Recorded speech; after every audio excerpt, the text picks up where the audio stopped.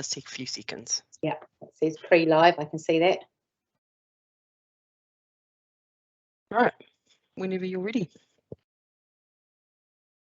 Kia ora, everybody. Here we are, still at alert level 3, but very, very soon to move down to alert level 2, holding another meeting where you'll hear voices in the distance, but won't necessarily see all of our participants and all of our board members participating today. We feel very privileged that we're still able to hold our meetings in this form so that we can continue with our business. So a huge welcome to any members of the public who are joining us today, and any members of the media who have joined our live meeting. Welcome to you all. We start our meeting today with a couple of public forum items. The first one is Jan Bean from the Central Otago District Trust. So welcome, Jan. Thank you, Anna. And thank you so much to all of you for giving me the opportunity to speak to our application, and also for your consideration of the proposal that we have to bring live literary events to Central Otago through Cover to Cover authors' talks. I have read the recommendations regarding our funding application, and so I am aware that this particular request may in fact not be successful. However, I think it's important for me just to talk briefly for 2 reasons. Firstly, that Alexandra and Clyde do not sit apart from Cromwell. We're all part of the same region, and it's our intention and responsibility to bring cover and cover to all the districts in Central Otago over time. Writers and readers are not confined to any one area, and Cromwell and Bannockburn are well represented by both. Secondly, of course, we all know how many volunteer hours are put into events and projects by organisations such as ours. Our application is for funding which will go towards the professional coordination of cover-to-cover events. And this has been a recommendation to us by the Otago Chamber of Commerce. I've always been a bookworm. Books have been at the heart of my life. The first sentence of our application, I think, illustrates this. We need writers and artists to show us the worlds that we may not be able to see. On our application, you've got the what, the how, and the when, but I'd like to tell you just a little bit about the why, the background and the inspiration for this project, and how we can make it a success in Central Otago. Damien Barr is a Scotsman born in Glasgow who grew up poor and marginalised during the Thatcher era.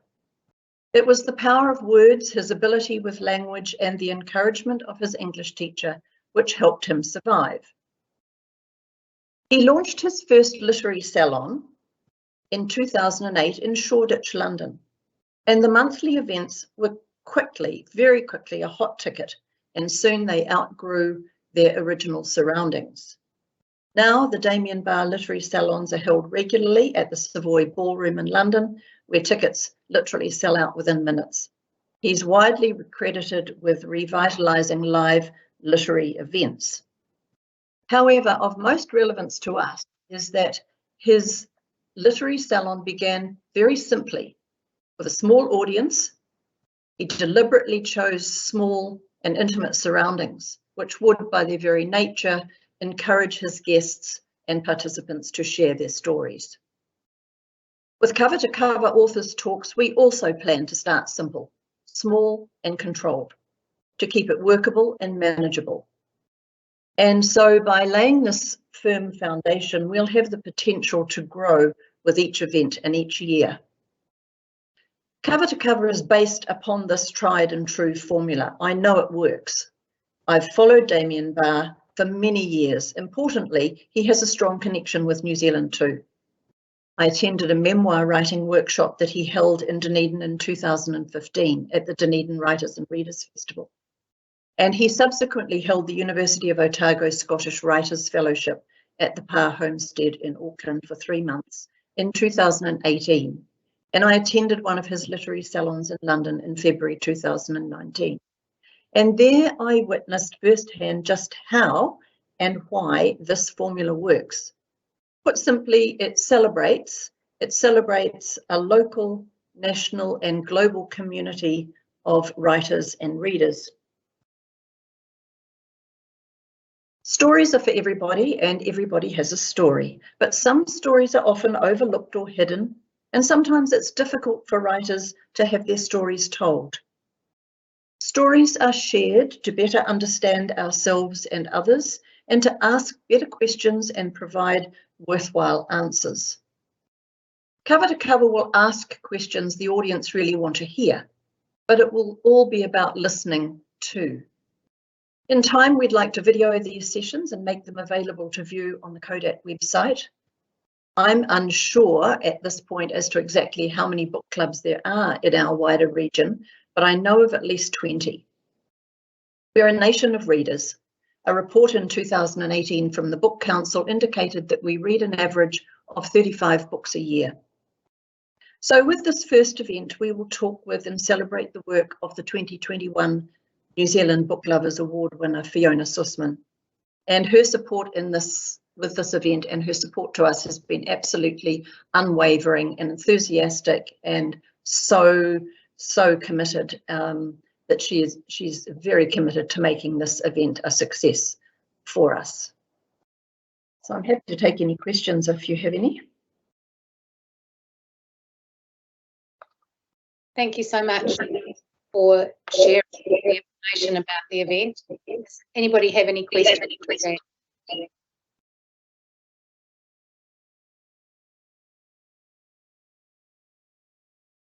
Thank you very much for your time, Jane. No problem, Anna. Oh, sorry, Anna, I couldn't push the button quick enough. There is someone with a question. He just wasn't very good Okay. with the button. Sure. I thought I should make the mistake first up and couldn't get my button. Sorry, I just got one question. You started out by saying that you understood how this application may be unsuccessful. What are the implications of that for the group? Actually, to be honest, we have worked for so long with volunteers now that really we would just revert to our volunteer labour. I've been totalling up my volunteer hours over the last few months, and I'm averaging at the moment between 15 and 20 hours of volunteer work again, so I would just carry on doing that. And I've got a great team to help me, so all is not lost. We're committed to making it work. Anyone? Sorry, I was just going to say it would be really nice to be able to have the coordination fees to be able to produce it in a very professional way and not have to cut too many corners. Thank you for that clarification. Anybody else with a question for Jan? Okay, thank you so much for your time, Jan. No problem, Anna. I'll leave now, Rebecca. Yes, please. Thank you. Right. Thank you. Bye. Bye-bye. And our next public forum members, we have Carolyn Murray and Mary Jones from the Cromwell Promotions Group. Welcome, ladies. Hi, everybody. Sorry, you can hear me all right? Yes. Okay, great. Okay, well, yes, so I think most of you know me. I'm Carolyn Murray. I'm the current chair of the Cromwell District's Promotion Group. And joining today is also our interim treasurer, which is Mary Jones. Hi, Mary. So Mary has kindly stepped in the last few months for John Morrison, who has moved away to Christchurch. So she's had a fair bit to take over and learn. So yeah, it's been amazing. So I'll just give you a little bit of a spiel about us. The Cromwell District's Promotions Group, as I'm sure you know, is usually the main recipient of promotional funding from the Community Board, which is something we are very grateful for. It allows our committee of passionate volunteers who work hard at promoting our town and running a series of much loved events to continue with this. It also allows us to employ 2 contractors. We have a marketing and media manager and a community relationships manager. And these 2 roles are critical for the success of our group and the professionalism, I should say. You will have read our funding application already and the report prepared by Ali Mason.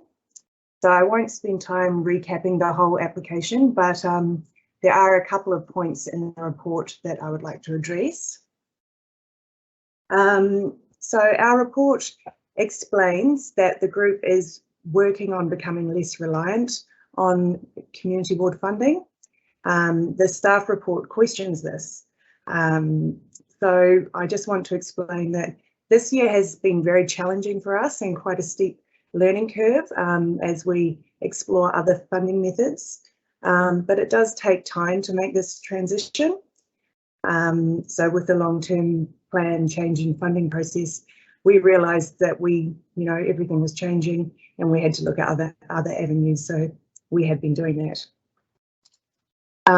So what we are doing to become less reliant on the funding, our treasurer attended a funding course. We have explored more sponsorship for events. We are currently reviewing our membership model, and our group is working on our strategy and branding, and we're assessing whether our current events align with our vision and objectives. I'll note the main area of difficulty for us is contractor and operational costs, because these are not normally covered by other grants and sponsors. But as I mentioned before, the contractors are really essential to our success. The report also notes that our contractor costs have increased. There are several reasons for this. One is we did conduct pay reviews, which hadn't happened for 2 years. Also, our events are growing, and with this comes more work and more hours required. Also, we've had more events on than in the past. For example, this year our contractors helped organise the cycle trail launch. And also in the last couple of years, we've had the spring market added to our list of events. And you'll see in this year's budget, we aim to hold a Santa parade as well. The report mentioned that the Cromwell website, which we manage, and suggested that it could sit under the Tourism Central Otago's site. We acknowledge that this is worth considering, and it is something we will take back to our committee. And the last point I wanted to make is the staff report mentioned that we didn't include our future budgets for applying for year 2 and 3. I just want to give some feedback. We did provide these at Ali's request after the submission date, but I know it's a new process submitting our application through the online web form, and maybe just some feedback. We didn't have those reports prepared with everything required to submit at the time, as it wasn't listed in the required documents at submission. So yeah, that's just feedback for improvement, really. So in summary, I want to thank you very much in advance for considering our request. We hope to have your ongoing support. It's very much needed in these times of uncertainty and for the well-being of our community and to boost the economic stimulus of our town and to attract visitors to our region. Thank you. Thank you so much, Carolyn, for your time to talk to your applications for grants in this round. Does anyone have questions for Carolyn at this time? Nigel, Carolyn, could you expand at all on how you view, you mentioned as possible revenue increases, your membership model. How do you see that? Because I would have thought that that's an untapped source. Yeah, well, relatively. I think we're basically reviewing everything we do at the moment, Nigel. because the times have changed so drastically in the last couple of years. So which is why we're reviewing our whole strategy and purpose as well. And we've acknowledged that the subscription method is not really working particularly well. We're constantly struggling to explain to people why there is benefit in supporting us, and that by us promoting the entire town, it's to all of the businesses in the town's benefit.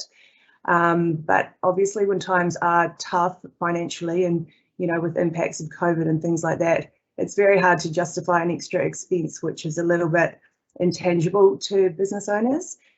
So, and then this year when we started to branch out with sponsorship, and we've developed levels of sponsorship, you know, and for example, Infinite Energy were our gold sponsor for Light Up Winter, and then we had other levels as well.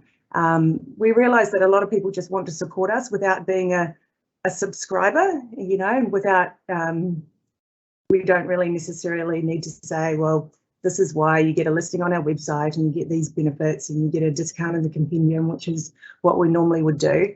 A lot of the time people just want to donate and support, and it's not limited to businesses, it could be individuals as well. So we're thinking about just changing the way we talk about that from subscribers and members to supporters. Yeah, thanks for that. It is a tough environment you're working in. Yeah. Thank you. Anyone else with questions for Carolyn? Thank you so much for your time. I know that the events that you run for our community, particularly things like Light Up Cromwell and the fireworks event, have become real favourites for our community and are very strongly supported. So thank you for being the people behind those. Our whole community appreciates that. So thank you, Carolyn. Thanks, Anna. Cheers. Cheers. Okay. Through the chair. Thank you, Mary. You can join online now.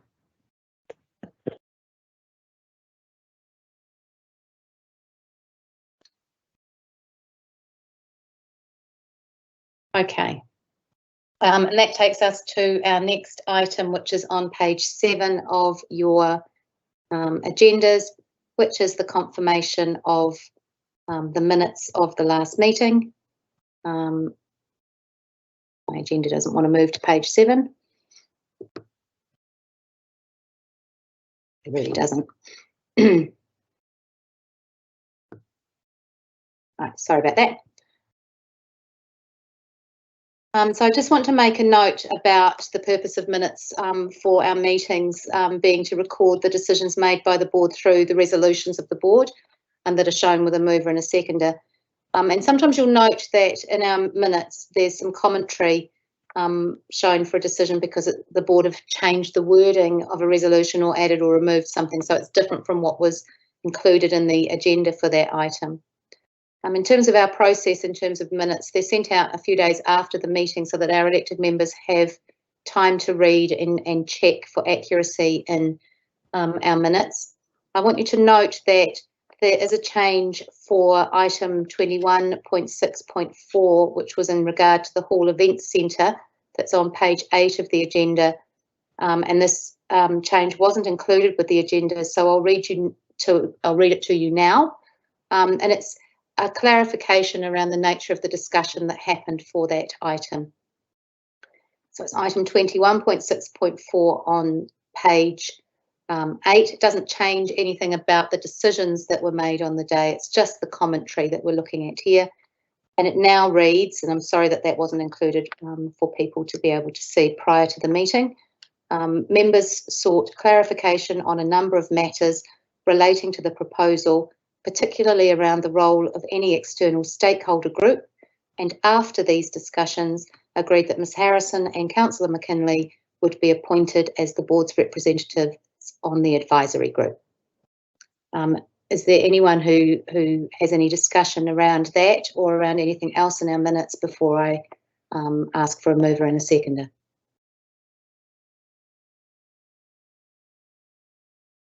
Okay. Do I have a mover and a seconder for the minutes, please? I'll move. Thank you. Was that Tony? Neil, sorry. Neil, sorry. Very hard to tell. And a seconder? I'll second that. So the resolution will need to include that amendment. So the resolution, which is on page, sorry. Through the chair, the resolution will just state that the minutes are accepted with the following amendment, and the amendment will be listed. Thank you for that clarification, Rebecca. So we've got Neil as a mover. Have I got a seconder, please? Yep, Cheryl. Thank you, Cheryl. All in favour? Aye. Aye. Thank you. That's moved. Righty ho. The next item is, of course, our declarations of interest that are on page 13 with the appendix as well. So just a reminder to all members to be vigilant and to stand aside from decision making when a conflict arises between their role as a member and any private or other external interest that they might have. So just as we move through our agenda, just to keep that in mind. That moves us to just item number 21.7.2 is the grant for the promotions group. Yep. As I did last time, I'll stand aside for that one, so I'll switch off at that point while that one happens, since Carolyn's the chair of the promotions group. Thank you, Verna. So that is our next item in our reports for decisions. We have item 21.7.2, which is on page 16 of your agenda, and is our promotions grant applications for 2021-2022 first round. And we have Ali Mason joining us to present that report. Welcome, Ali. Thank you, Anna. You can all hear me? Yes. Yes. Thanks, guys. So what you've got before you is the advertised first funding round to the first year of the long-term plan for the promotions grants. Before you, you have two applications, both of whom you've heard from this morning, being the Cromwell District's Promotion Group and the Central Otago District's Arts Trust. This being year one of an LTP under the new grants policy, there is the ability for applicants to make an application into the future years. So you'll see that each of the applicants have done that. The recommendations I've made are mindful of the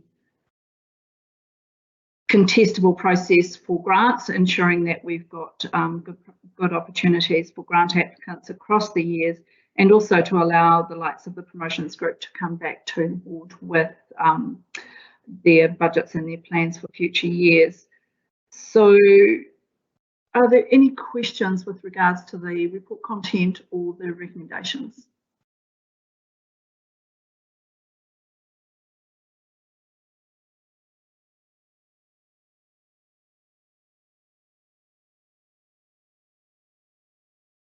Looks to me like people are happy for you to carry on. That's great. In the assessment matrix, you'll see that I've given you the figures across the multiple years, across the previously funded years, what the cost of the project is, the dollars applied for, and a recommended level to grant.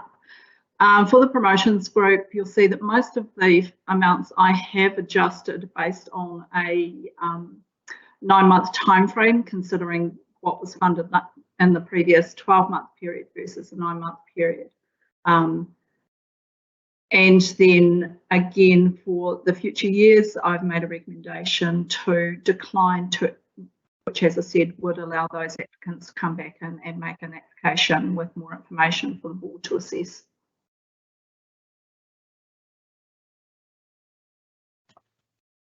So if we're looking at the matrix on page 25 of your agenda, are there any questions from board members around the amounts and the reasoning on the matrix?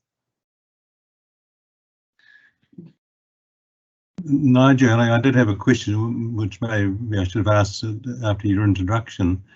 In your report, you noted the possibility of the promotions group using the TCO portal for their website. Have you got any sense about what kind of cost savings that might or synergies that might offer to the group? And I noticed in Carolyn's presentation she also noted that they've got that proposal to be looked at within their committee. But it's just trying to quantify what that could, how that might possibly work and how it might benefit the group. I think there's probably a couple of benefits. In their budget line, they indicate the cost is around $5,000 for website, but that's also not accounting for staff time and managing the content on the site. There'd be no additional cost to them to host that domain. They'd still need to retain the domain, but to host that within Central Otago NZ. There may be some challenges around the webcams and or the ability to take event registrations, which I think they currently do through their sites, which we'd need to work through and look at the logistics of that. But primarily, I think the greatest advantage would be that if they, for staff, that they wouldn't be spending their time managing the site, that they could actually start to work on generating some great content for Cromwell, about Cromwell and the surrounds. So it could be a double benefit in that respect. Thank you. Any other questions or comments about the matrix? Neil? Just taking what you just said to Nigel one step further,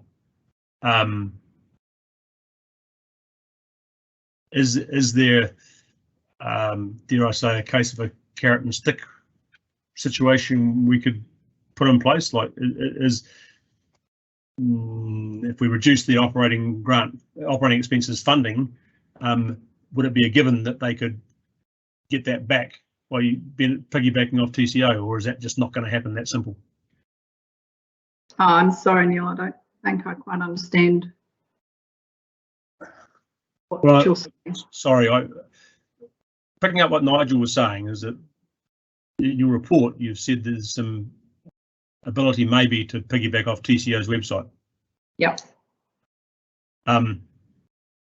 We obviously control a level of funding here. We could wave a stick and make that happen, couldn't we? As far as providing funding out of TCO into the group, is that what you're thinking, Neil? Reducing the level of funding that we provide the promotions group so that they then have to look at other alternatives. That is an option, absolutely. Tony, you have a question?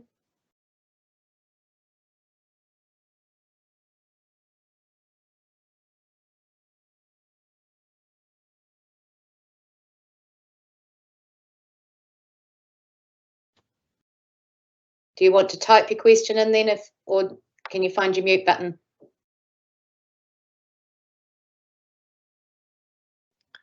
I was just wondering on Karen's thing, like some of these percentages and all that, is there any chance that, like, because they're promoting Cromwell, is there not a chance of a % of our rates to go to that group to actually do it? Because they are actually promoting our town.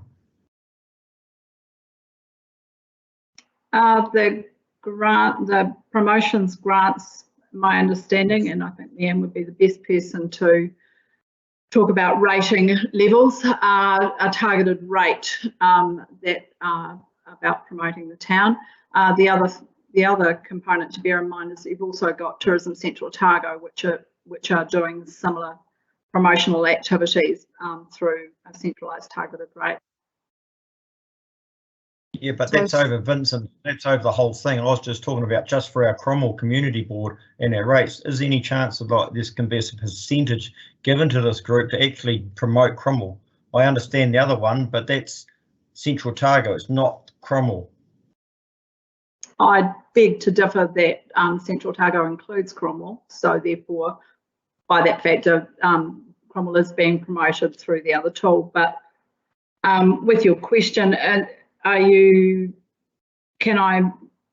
just wondering, is that you want the grant to be tagged specifically to the particular group? Yes. Again, that would be a rating decision and would need to go through, I would assume, a consultation process. I have Dylan wanting to add a comment to that as well. So Dylan, go ahead. Kia ora, everyone. So just comment as the General Manager of Tourism Centro Otago, would certainly be very keen to have a really close alignment with the promotions group, and we already do, and Ali has a close working relationship with them. As you can see from the conversation with Carolyn, they're also considering this linkages of websites. What we're really wary of, and it's come through in our tourism strategy as well, is ensuring we're not competing against one another. And we run that risk with running multiple websites and multiple other pieces that we're competing for the same audience, and that's actually pretty silly because we're spending the ratepayer money to do that competition. So it would certainly be in our collective interests, we believe, to work much closer together and have the ability to house the Cromwell promotion site on our website, as we're also trying to do with many of the other promotions groups and boards around the around the district. But certainly Tourism Centro Otago's job is to promote the entire district, and from a tourism perspective, Cromwell, I would say, gets the bulk of that benefit, as that's where the bulk of the commercial product lies as well. Thank you, Dylan. Of course, it's Dylan Rushbrook from TCO. I've also got Leanne McDonald from a financial perspective too, who would like to make a comment as well, or who could add to that about how the rates impact is on this type of spending. So just taking us back to the workshops we did in the early days, setting the long-term plan, and a reminder that, as Ali's already mentioned, there's two different types of rating types, and that's quite important, recognising the different functions of those grants. And secondly, that we move to a specifically to contestable grants. So by doing a percentage, you're removing away that contestability.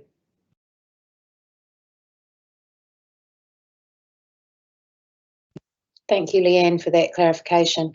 Anyone else who would like to ask a question of Ali or Dylan or Leanne in this situation, or to make a comment or add to the discussion on this item?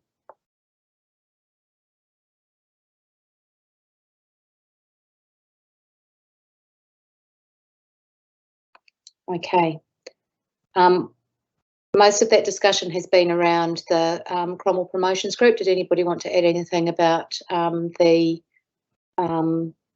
grants applied for from the Central Otago District's Arts Trust? Did Ali provide any commentary for the recommendation for that? Thanks, Neil. Primarily, the challenge for the Arts Trust is around showing the board the value of that event to the Cromwell ratepayers. I think this year it would be a great event to support if we can, and encourage them to look at those opportunities to pull through into this valley as well. My recommendation was primarily based around them getting event one under their belt, and then having a really good process to come back to the board with something a bit clearer next year. However, the board has sufficient funding, and based on Jan's presentation earlier, may see that it's a great event to support looking into the future.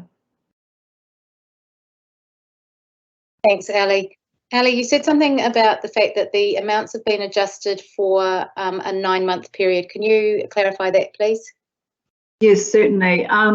When you look at the dollar columns and the matrix on page 25, the left-hand dollar column is what was funded in the previous 12-month period. So that was the 2021 year. So finishing at the end of June, and then the dollars applied for, which is 2 columns over, you'll see in most instances is actually greater than that full 12-month period, and yet we're talking a 9-month window of funding, so October through June this year, this financial year. Okay, so does that mean that the promotions group will come back with a further application for the following 12-month period? They have applied for funding for the following 12-month period. However, there was insufficient information available for me to make a recommendation to support that. So my recommendation has been to decline that until they come back with their budget and their plan. And to be fair to the group, we did ask them to supply it, but the timeframes to get this report to the board were too tight for them to be able to meet. So I did receive the budget, but after the report was written, I'd rather that the board received that in a format where they could clearly assess it. As I say, years 2 and 3 decline, and recommending that we just look at this current financial year in the first instance. Okay, so when would that next round be in order for them to be able to put that together? We would be looking at March next year, opening applications. Okay, thank you, Ali. Is there any further? Oh, it says Neil has another question for you, Ali. The logical conclusion from what you just said then, Ali, is that March next year is not too late for the board. Yeah, okay, that's cool. Yep.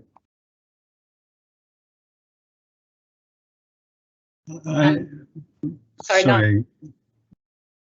Nigel, in your report, Ali, you noted that operating expenses were amounting to 88% of the total grant. And I was trying to get my head around what the implications of that might be, as opposed to the money going for specific events where you might expect to on an event by event basis attract corresponding or matching funding from the people involved in the event. Is it of a concern that the operating expenses are getting to such a high percentage of the total grant?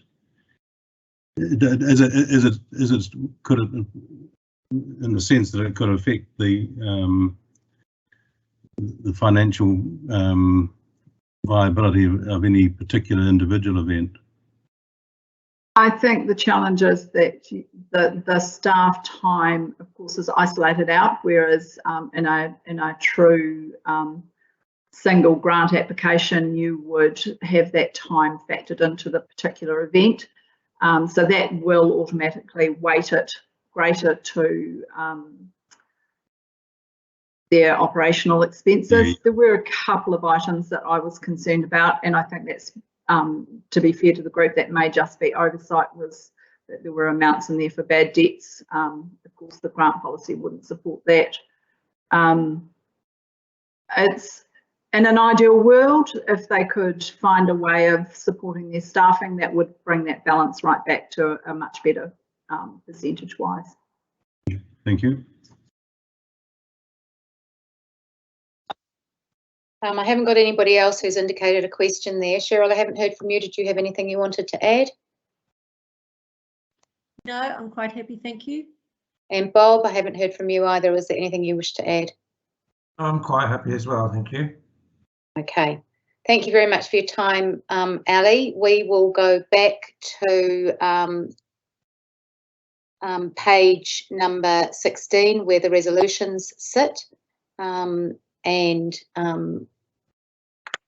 The resolutions, the recommendations that are sitting there at the moment say A, that the Cromwell Community Board receives the report and accepts the level of significance. B, resolves to approve or decline a promotion grant to the Cromwell and Districts Promotion Group, and the amounts are listed there, which is an approved total of 64,270 against an amount that was applied for of $87,143.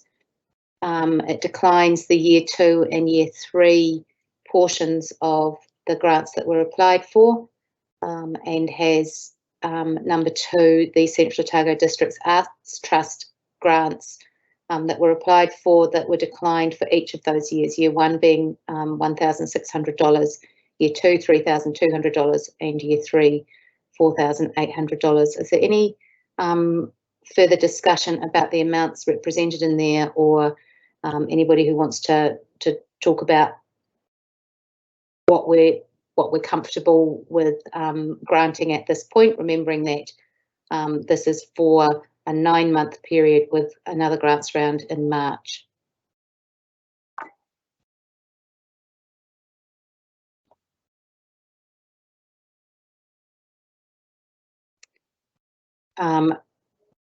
So I have Neil, who would be prepared to move recommendations A and B. Is there a seconder?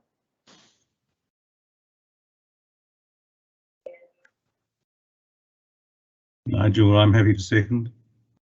Okay, and Neil, you wanted to speak to the motions? Oh yeah, only just to make an observation. In particular, I have thought long and hard about the Arts Trust and what they're trying to achieve, and I take some heart from what Jan said in the public forum that it's still early days and they won't give up. So I just think there's a potential story, pardon the pun, to be told a bit more to get me across the line, and probably the board, I think. So accepting the recommendation, I would encourage them to look at coming back in the future as well, because I don't think the door should be shut. And otherwise, I'm comfortable with where we are with the promotions group, and that the logic for not recommending years 2 and 3 makes sense, and the group seem to be happy with that. So that's I wanted to speak to that, having moved it. Thank you. So we have a mover and a seconder. All in favour? Aye. Aye.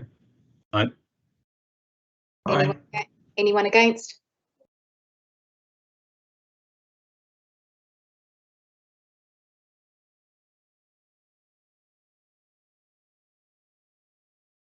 Mute. So that item has been passed. Thank you very much. Our next item is 21.7.3, which is the Cromwell Greenway Reserves Disc Golf Proposal, and is on page 64 of your agenda. And I welcome Mari Gordon and Georgie Affleck to the meeting to present on this item. Kia ora koutou, thank you. Council has received a proposal from Connect Cromwell to install and gift an 18-hole disc golf course into the Anderson Park Greenway. Georgie Affleck from Connect Cromwell has joined us today to outline the proposal and to respond to questions. But I'm going to commence the item by introducing the report and the recommendation staff are making to the board. Disc golf is not something currently offered on public land in Central Otago. Courses can be found across New Zealand, however, in both 18 and 9-hole layouts. The proposal before you requests permission to install an 18-hole facility in the Anderson Park Greenway and across Jollies Road. In considering the activity, the key matters that staff have looked at, including existing use of the Greenway, the impact of disc flight on the reserve users, neighbours and assets such as trees, taking into account the variables of weather, player ability, existing use and users, potential risk to people and park assets. It is recommended that the initiative be supported, but that a shorter 9-hole course be installed. A shorter course would enable the activity to be moved further into the park and away from higher use areas such as the play area, the car park and the rose gardens. A smaller course would also allow the activity to be bedded into the space and allow other users and neighbours to adjust to the sport and play, therefore managing the other risk factors that we've mentioned. In respect to funding, Connect Cromwell intend to fund all capital costs. Council was being asked to cover the operational maintenance costs, which we've estimated to be around $2,000 per annum. The assets as a gift would not be depreciated, so funding its replacement at that point in time would require a decision. In respect to the recommendation on page 64, the report is seeking approval to develop a 9-hole course, negotiating with Connect Cromwell on its alignment and with completion required by the end of June 2023. It should be noted that if the board resolves to approve an installation of any course length, that communication with existing park users, neighbours and indeed the general public would be Council's next step. I'll now hand over to Georgie to briefly outline the Connect Cromwell proposal. Georgie.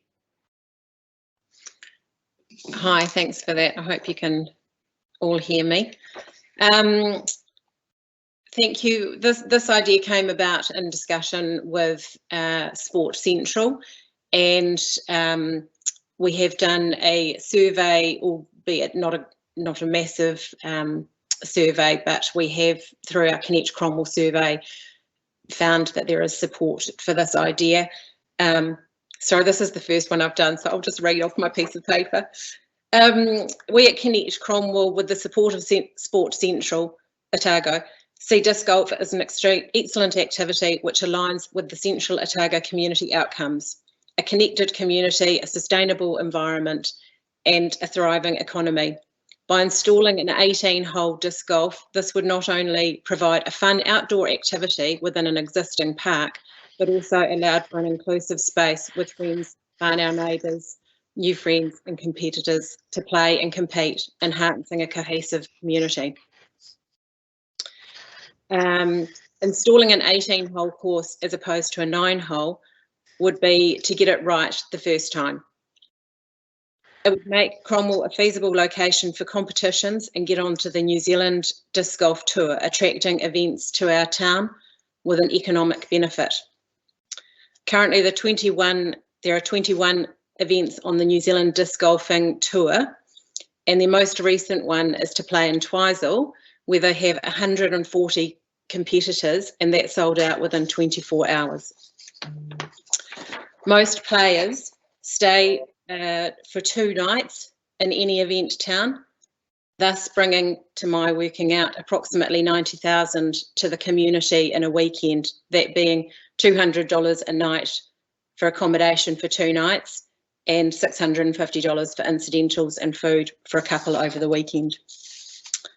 Our disc golf designer is very experienced, and he would be able to adjust and plan for the holes of the direct flight path of a disc so that they would avoid other users within the park, such as playgrounds, gardens and paths.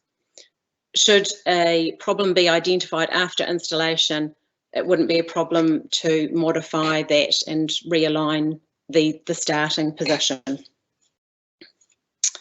Connect Cromwell seeks permission for the 18-hole disc golf asset to be installed. We aim to make a difference and grow the diversity of activities within this town, and thereby improving our social environment and economic opportunities within the community. Thanks. Open to questions. Thank you, Georgie, and thank you, Mari. And Georgie, your the detail in the information that you sent through was really good and really easy to read and digest. So thank you for that. Anyone got some questions? Werner. Hi, this is a meeting of conflicts for me today. I'm on Connect Cromwell as well, but thought I'd just say, so Georgie does stuff sort of separately from me. There's a sort of broader committee, so I haven't really had any involvement or been across this too much, but I'm happy to stand aside. Obviously that decision is up to you, Werner, as to whether or not you think you're conflicted in this situation. So I'll let I'll probably listen and contribute if I can, but I might stand aside from just the voting if that's okay. Okay, that's fine. Thank you, Werner. And I have Cheryl with a question. Thank you. I was just wondering if the difference between a 9-hole and an 18-hole, if you're saying that there's a group of 140 odd people in Twizel, obviously, is that it? They are all there for an 18-hole? Yes, it is an 18-hole, and it does sound like a lot of people, but it's obviously staggered like a golf course, so people have tee-off times. So you can only have, I think it's 36 people on the course at a time, you know, but it constantly moves, if that makes sense. So if you had, so are we saying that they wouldn't necessarily be interested in coming to Cromwell if it was a 9-hole? No, I wouldn't say that, but it does make it a lot more attractive for competitions. And we have 18 holes in Queenstown and in Wanaka. On the reference sheet, there's the last listing is the 50 golf courses around New Zealand, and it's probably half and half. But it does make it, it just means they can hold tournaments with an 18-hole. You could host events with a 9-hole, but it certainly makes it more attractive to touring and bringing the people in for weekends, you know, if it's a longer one. Thank you. I've noticed that I've got a question from Neil as well. Yeah, just one for Georgie, just to clarify. I was listening for you to say it, but I didn't hear it. But I know you talked about it. The recommendation to go down to a 9-hole course. If I understand it correctly, you've got the funding for an 18-hole course. Yeah, so we don't have the funding currently, but the people I've been working with the disc golf, with the designer and with Disc Golfing New Zealand. I've spoken to them both, and they have funded other disc golfing golf courses into other towns, and they are very confident that given this permission, if we're granted permission, that we can easily get the funding for it. They didn't think there would be a problem at all. We took a 9-hole course only now, and let's say that was 20-something odd $1,000. The chances of ever getting external funding for the other second 9 holes would be more challenging, perhaps? Possibly. Just speaking to the funding, we could put an 18-hole course in for 20,000 or 23, I think was the lowest budget, and it went up to 45. So the difference is really about the setup, like so where you tee off effectively and making it like a really nice platform, or if you just have like a sign in the ground saying this is the tee off. So it's kind of like I don't know, Millbrook versus Terrace golf courses is your differences. You know, it's just where you want to sit on that. And I think if we did go to a 9-hole, the potential is there that you could reevaluate it after you see the support and then modify it for an 18-hole should that be where you were going. But our desire would be to get an 18-hole in initially. I've got Gordon Bailey from the Parks team who would like to say something. Yeah, thanks, Anna. Just having been involved in a couple of these in the past, I think the board does need to realise that the situation that's being proposed in Cromwell is quite a narrow, I guess, width reserve with a lot of different activities happening through it and beside where the disc golf is proposed. So as you know, if you play golf, not all balls go straight. It's the ones that don't go straight are the problems to the people who are passing by. So it is quite a busy area, and part of the reason for the 9-hole suggestion to the board was let's just see how it goes in such a narrow area, rather than like in the Queenstown Gardens, it's quite a wide reserve. So Pembroke, Lismore Park in Wanaka, and they've got another one at Hawea, I think, as well, in quite open spaces. But this one's quite constrained, and it's a thoroughfare for people. So I'm just making you aware that there are potential conflicts, but I do support the proposal as the recommendations. Thanks. Thanks, Gordon. Tony, your question?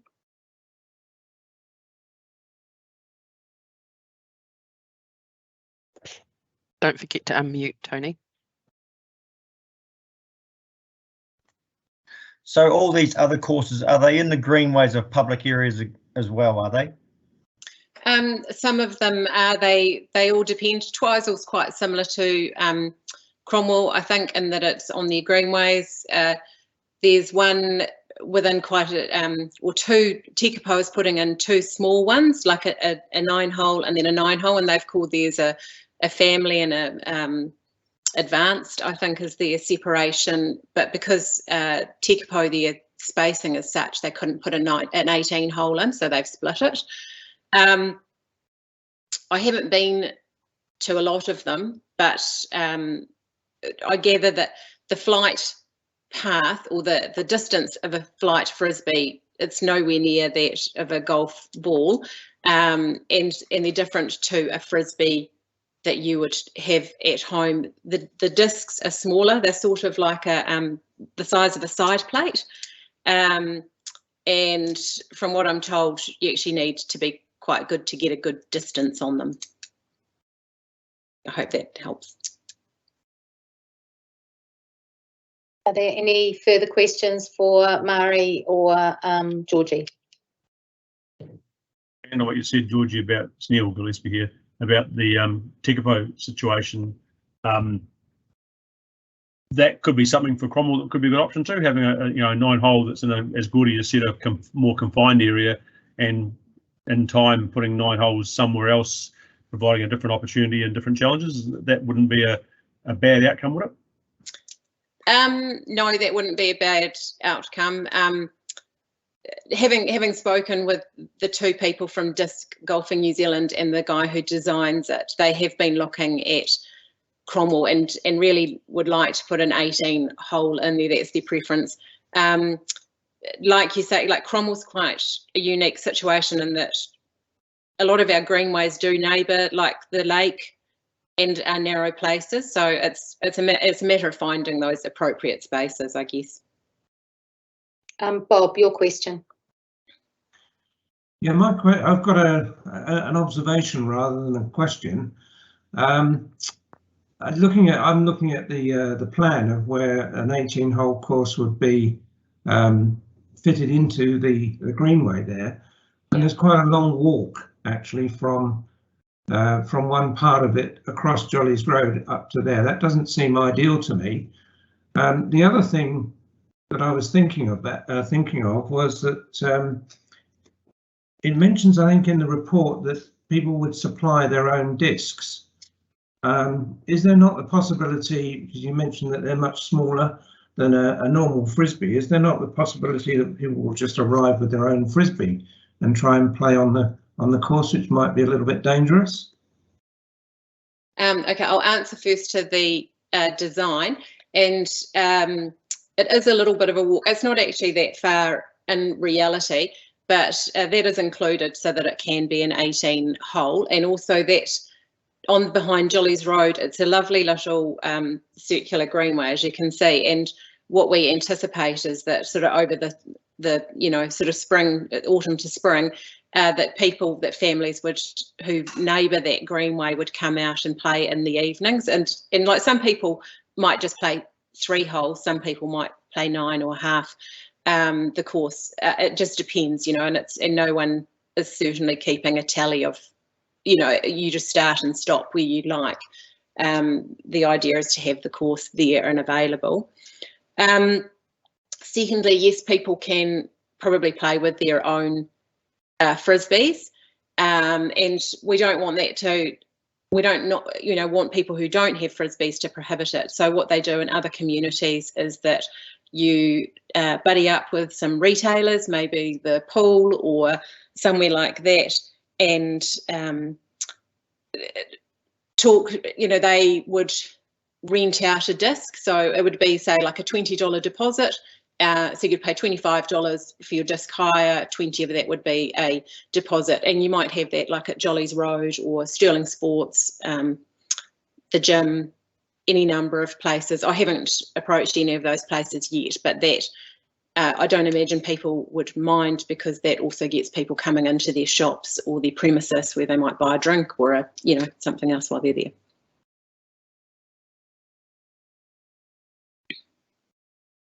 Thank you, Georgie. Are there any further questions before we go back to page 64 to look at the recommendations?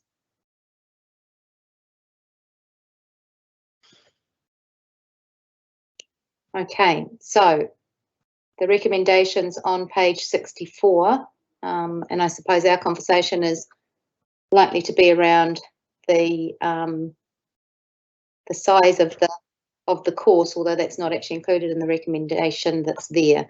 So the recommendations are A, that we receive the report and accept the level of significance. B, that we agree to the development of a disc golf course on Anderson Park and accept the donation of the course assets from Connect Cromwell. What is there, sorry. And C, authorises the Parks and Recreation Manager to negotiate an appropriate 9-hole golf course layout with Connect Cromwell. And D, require that the facility be completed by the 30th of June 2023 or the approval is relinquished. Is there any discussion on those recommendations?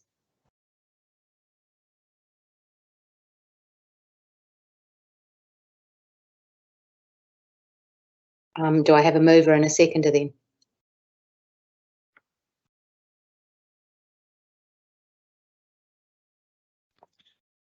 Yes, Bob Scott, I'll move it. Thank you.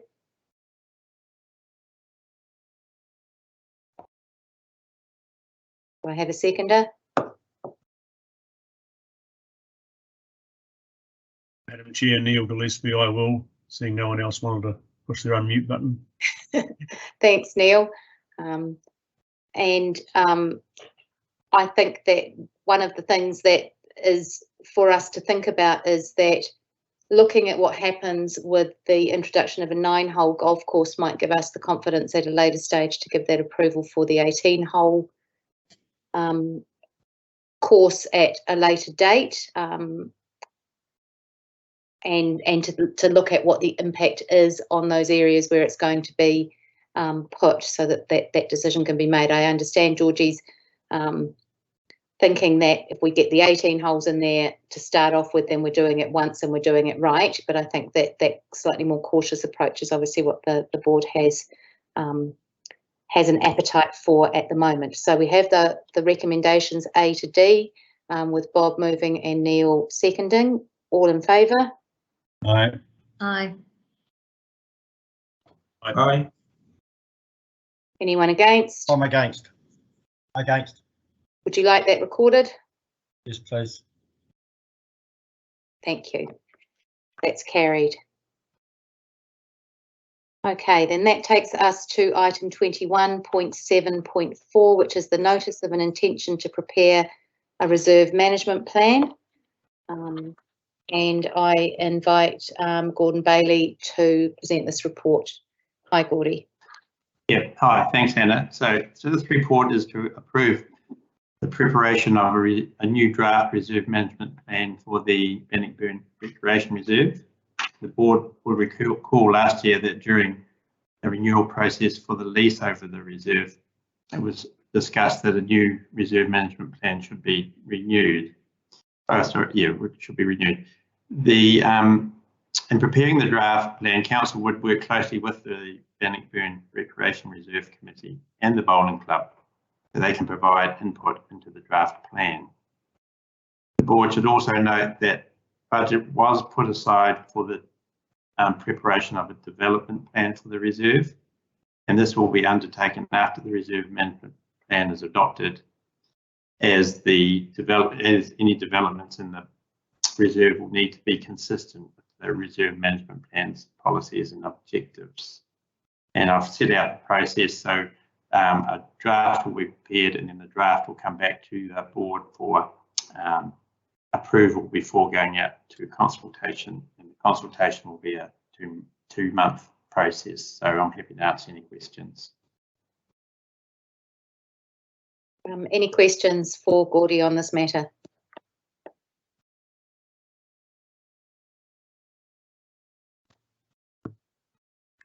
Nigel, Gordon, just in looking at the review, and maybe at the same time give an update on where the camping ground is at of the reserve committee. they have undertaken to provide a business plan and also the 10-year development plan, and also to provide, as a digression, financial and other updates to this community board. But when doing a review, it's going to be reasonably important to have their business plan and development plan before you as part of that process. Yeah, so they are preparing their financial report. So that'll come, I'm not sure, I think it'll come to the next board meeting for the last 12 months of the operation. And yeah, the development plan is something we'll work together with on that, but the management plan needs to be prepared first. So you'll be getting those reports in tandem with your review? So the financial report will come to the board as a separate report, is my anticipation for that. The development plan might probably happen until next year once the management plan's been ticked off by the board.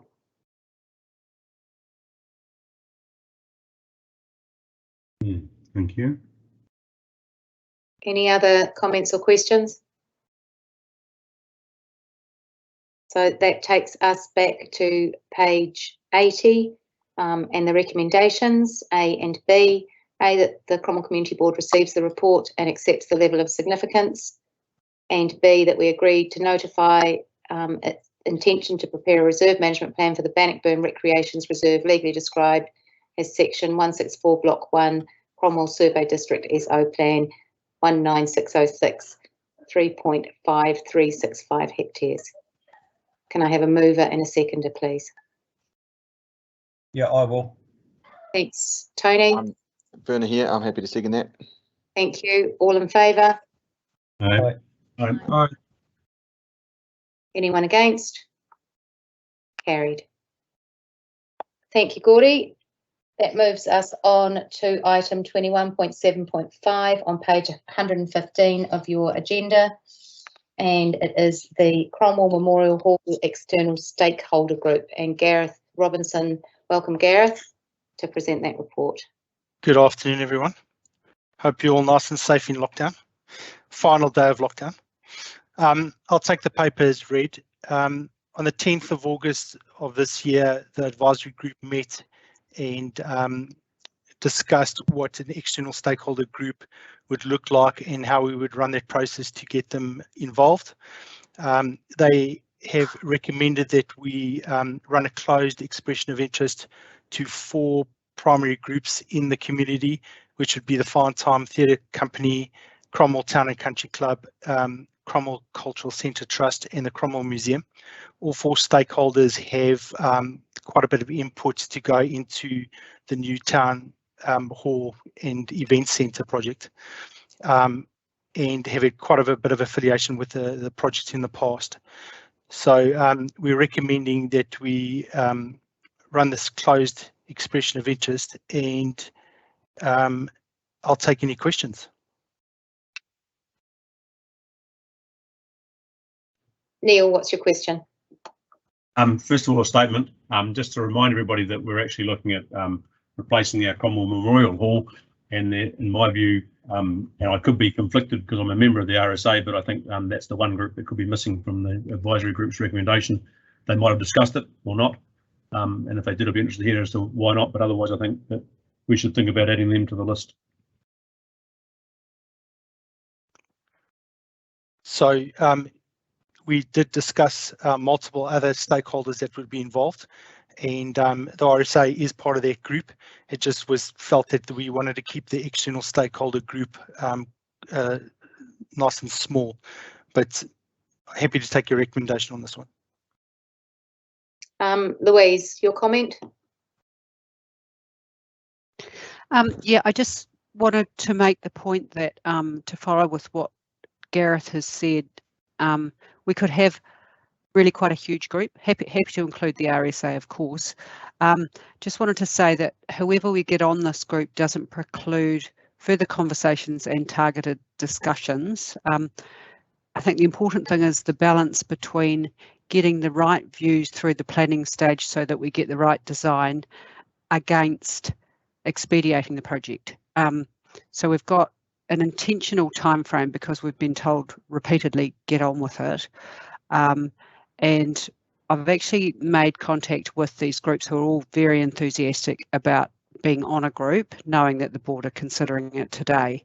I think the point is that in terms of engaging with the wider community, is there has been a lot of consultation on this project, and also we know that the Cromwell Cultural Centre Trust has done significant engagement. So if we have a person on that group, it opens it up to all of the conversations that have been had and who we might best contact directly. So I think what I'm saying is, if we keep it a little bit fluid, get the people who we think have the expertise to not only help us with design, but help us point us to the right people in the community who might have some worthwhile contribution to this phase of the project. Because while the community voice is really important, it doesn't always need to be the loudest voice, and doesn't always have the best advice when you've got a lot of expertise. So it's kind of that balancing between touching base with the people who have the connections to get the right engagement to progress it in the most as quickly as we can. Thanks, Louise. I've got Cheryl next in the queue for a question. Thanks. I just, when you're engaging the advisory group, what criteria are you, or is this, how are you going to get the right person that's going to be able to work well within the group and have the right expertise to represent the voice of those individual groups that you're wanting to include? I.e., what I'm trying to say is, that's around the scope and how we put that out for the expression of interest. Gareth might want to comment on that. So when we draw up the expression of interest, we're going to put some specific skill sets that we're looking after to join this group, and it's going to be quite specific because obviously we want someone that's going to represent their groups but also be able to have quite a big value add to our discussions. Okay, good, thank you. Bob, you had a question? Yeah, more or less the same sort of question that Cheryl's asked, actually. Excuse me. My question really was that if someone is appointed to that particular group, let's just use an example of the Cromwell Cultural Central Trust, and you know their level of expertise on a particular subject is not sufficient, can somebody else be sort of co-opted onto to that group from the same group? I think that's a really good question. I think we're going to have to be very careful how we develop the scope and the expression of interest and how we evaluate that. But if that should happen, Bob, we certainly have an opportunity to pull anyone in. It's for any discussion at any time and seek any expertise. But if we thought it wasn't working as well as it should, I guess we could come back to the board and have a discussion. Or if you were comfortable, with the agreement of the group, we could substitute the person if everyone was happy with that. Thank you. So Neil, you had a follow-up question? Yeah, thanks, Louise, for you and Gareth for your observations around the RSA and how you could involve other groups, and I accept that totally. The key thing about this group is it's simply an external stakeholder group that the advisory group's going to work with to ultimately bring back some recommendations back to the community board for where we might be going to next. And as you rightly point out, if you find from that external stakeholder group that you've got some skills, knowledge, or other things you're looking for missing, you'll go and get them, which is the right thing to be able to do. I'm just going to reiterate that I think that there's a real risk that, and we've already seen it through this process, dare I say, publicly, where one group is purportedly taught for another group, and then find that they actually don't talk for either of those two groups. And there's two groups in there that has happened to the best of my understanding in the past. And I think that it's the RSA have their club rooms there. They are there. They are probably one of the regular users, and being domiciled there. So I think it would be the right thing to do as well, to recognise the connection that our RSA do have to the Memorial Hall and what's there, to make sure they're part of that stakeholder group and formally recognised for that. To me, it'd be a bit like otherwise going and do some consultation in relation to waterways and choosing not to put iwi on the list. Thanks, Neil. Tim, you had something that you wanted to contribute. Thanks, Madam Chair. Firstly, to just let the board know I'll be out of here in about 10 minutes. My apologies, I have a meeting with Minister Nash.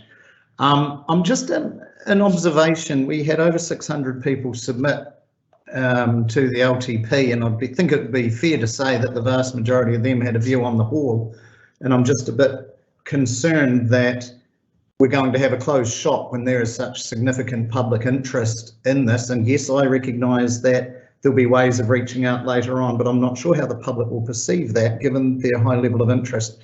And the other comment I'd make is that we don't know what we don't know, and there may be people out there who are not connected with the groups that have been looked at as direct users of the hall who would have a great deal to offer, or in the alternative, there may be people on those groups that, for the internal machinations of those groups, and I think this is going to what Bob was speaking of, don't wind up, and you could wind up having the input of some very good people. So I don't know whether you want to consider having a couple of wild cards thrown in, and I know it makes the group a bit large, but I would still think it's a manageable number. But that's my comments, and I'll be out of here soon. So hello to everyone on the board.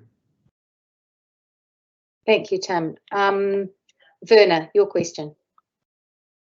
I think my question's sort of gone along similar lines. I think firstly, to Gareth's point, if the group gets quite big, the timeline's equally as important, but then Neil's points are very good as well, because there is quite a large public sort of interest. So yes, my thinking was probably being a planner for too long, but potentially the people on that list that we can see, and maybe including the RSA, they might be not shoulder tapped, but specifically contacted, and then there might be a wider net cast as well.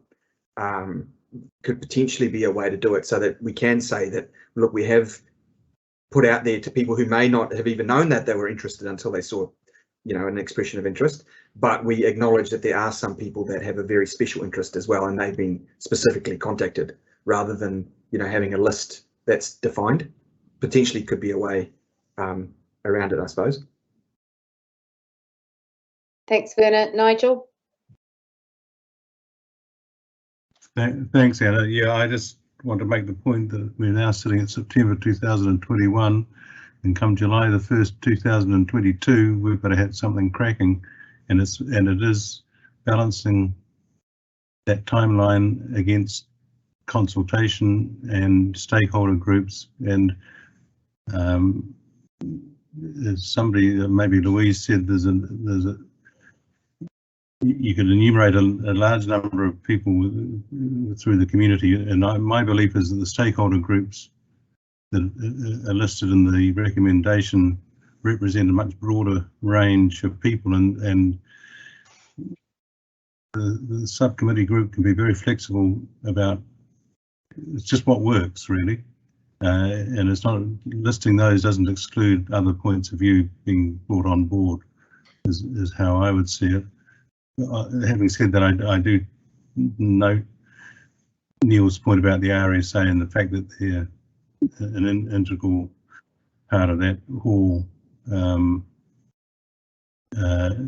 maybe should be added to the list. But there's a risk of just spreading it too wide, and as soon as you do that with the best will in the world, you start slowing things down. Thanks, Nigel. And that's certainly when we met as the advisory group, that was part of the thinking that happened in that group, was that if you've got a stakeholder group that you're then using to do some of that legwork of communicating a bit wider than the community board does, and with their groups, and it wouldn't preclude bringing other people in when you're looking for other expertise. But I do agree with the comments around, yep, we may have been quite blind in thinking that we could progress this without including the RSA as very important tenants of the building in the conversation. Cheryl, your question? Thanks, Anna. It's more of just an observation. Yes, I agree that it's an oversight probably not to have the RSA involved. However, I also caution that having too many people does, like Nigel said, slow things down. And I think we did hear very loudly and clearly from those that submitted that the groups that are now sitting there, the 4 plus the RSA, would, I think, satisfy the community that their interests are being heard and looked after.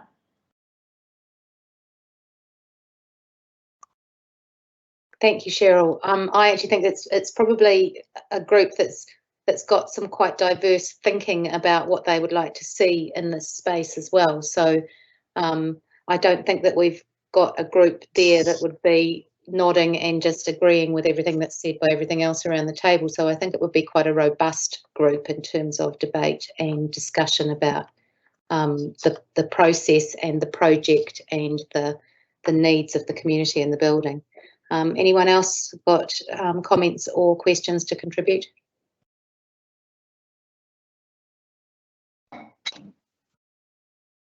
So what I'm hearing is that the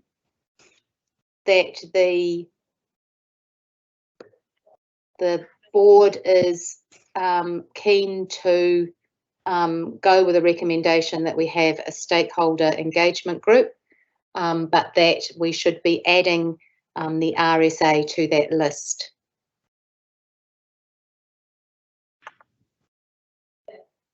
Yep. Okay. Yes, So I'd agree. if we've got recommendation B, then that on that bulleted list, which includes Fine Time Theatre Company, Cromwell Town and Country Club, Cromwell Cultural Centre Trust, Cromwell Museum, and a 5th bullet point that says RSA, Cromwell RSA.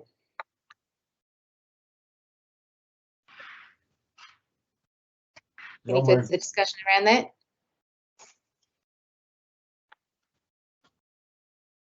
Do I have someone who'd like to move it? Yeah, Cheryl. So I've got a Tony and a Cheryl. So Tony moving it, Cheryl seconding it. Are you happy with that? Thank you. Yep. All in favour? Aye. Anyone against? Carried.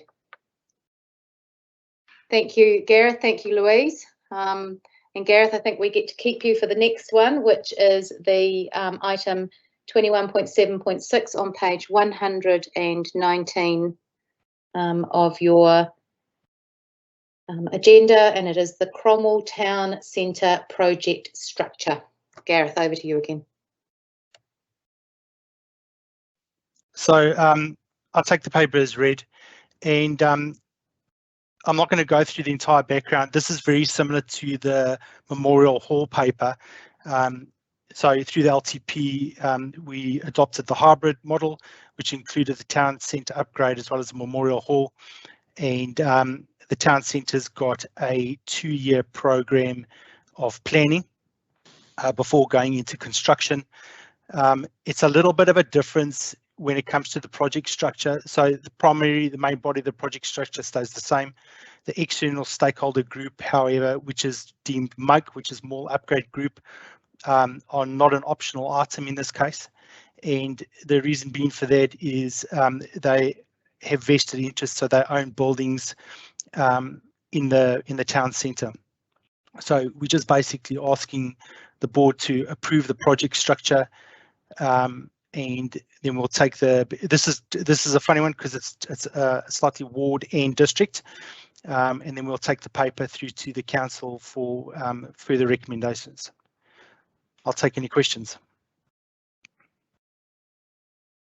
Any questions or comments for Gareth?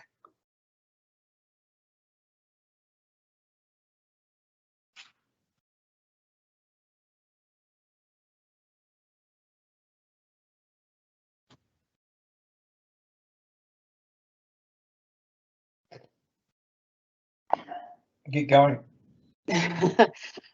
Neil, your question. Like drawing blood from a stone, Madam Chair. Can I just clarify, Gareth, is that the idea of a councillor being appointed is so that there's a connection back to council because of the level of council, and I use this word sort of in general terms, infrastructure or buildings involved in it, and level of expenditure from a council fund.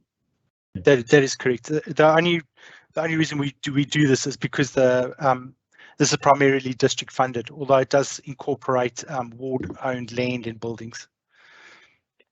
More importantly, it also incorporates what's the word I want to use? The design of the town centre, which is controlled, if you like, by the board as opposed to the district. Absolutely. And fit back into the project the board's been going on for some time in terms of upgrading the town centre, which is where this already came from. Yep. So I think to me that what's being proposed is logical, and now it's just a matter of saying, well, you know, that's the structure we want going forward. We just need to find someone from the board who's prepared to be the board representative to that group. As you said, much like what we've done in the case of the hall. Is that correct? That is correct. And it also means that it doesn't mean that you can't have 2 members from the Cromwell board, because obviously you guys have representation in council as well. So would you anticipate that you would expect that the council will appoint the councillor and the community board will appoint the community board member? Yeah, that is what we anticipate, yeah. So where I was getting to, Madam Chair, was saying that on that basis, and I can't speak where the council will go, but I would have thought here there's a real good opportunity for one of the elected board members to be that person on this group here, and then the odds are that actually a Cromwell ward councillor would be the likely appointee from the council. But that's what you think would be an outcome. But anyway, whether it is or not, I think there's an opportunity here for an elected board member to be on that group, in my view. Absolutely. Bob, you had a question. I was just typing a comment actually, because Neil's just asked the very question I was going to ask. So thank you. Werner, your question. I've just got a question. It's just to get my mind around that number E, the recommendation. Neil, do you sort of imagine or see a very similar conversation to this happening around the council table? You know, where you talk about, look, there's some board assets there, and there's community board control, and I'm imagining that when the council appoints a councillor, it'll be a very similar discussion to what we're having now. The way I see it, Werner, is that this is a recommendation back to the board back to the council from the board, saying that this is the project structure we think you should approve, and then we think you should then appoint a councillor to that advisory group, and if you have approved it, then our board member is going to be whoever it is. So I think, you know, we're pushing this, not pushing, we are taking the recommendation to council, saying this is the right thing we think is going to work. Council may have a different view. Who knows? Okay. Okay. Can I just, Nigel, Gareth, can I just ask, does that mean you're not looking for this board to actually appoint someone today? You just wanting to get the structure in place? Is that? It's completely up to you whether you appoint someone today or whether you want to sit in it for a while and have a discussion amongst yourselves. It's basically getting the project structure approved, and then the acknowledgement that you are going to appoint a board member. It's just that if we appoint someone today, we're anticipating that the council will approve what we're recommending it to approve. We're forwarding it to them. Yeah. That's pretty normal for us, Nigel. Yeah, that is pretty normal for us. So I suppose that's the first thing that we need to make a decision on today, is whether there is somebody who's an elected community board member who wishes to be the community board member appointed to this advisory group, or indeed if there's more than one person and we can have that conversation, or whether you wish to leave the appointment of a community board member until it's been to council and they've also approved the project structure and the structure of the advisory group with a community board member and a councillor on it. So that's probably the first thing that we need to make a decision on here, so that we know when we move these recommendations whether there's going to be the name of a community board member in that recommendation. I'd like to see it left, because, you know, there's 2 years you've got to plan it. Well, so we might not be here to carry it through. I'm assuming that the advisory group will be formed before the next election, though. Would that be right? That is correct. Neil, you had a question? Just pick up on what Buck said. We're not waiting for 2 years to start. We're starting tomorrow as soon as the council adopt the recommendation. I think rather than muck around by having to wait for another report to come back to the board to get that person, we do it now. And if the council say no, then we haven't wasted any more time. But otherwise, we're going to lose another 6 weeks. So we need to do it today. And if someone doesn't put their hand up soon, I'm going to start naming names. That being the case, I'd be happy to ask Werner whether he would be interested in putting his hand up. And the reason I say that is that Werner brings a considerable knowledge of the project, having been on the community board, and B, brings particular skill sets to the project that I think would be invaluable representing the community board. Thank you, Nigel. Look, I was keen to put my hand up as well if we were going to sort of go that way today for the similar reasons. I've been interested in the more since we started the master plan, so it's been a long journey for me, and it'd be quite nice to see all of those plans we made years ago now come into fruition. So I would be keen to put my hand up. I would certainly back that thinking, Nigel and Werner. I'll second it.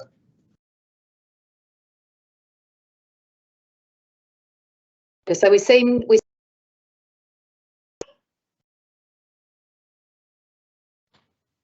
You muted yourself, Madam Chair.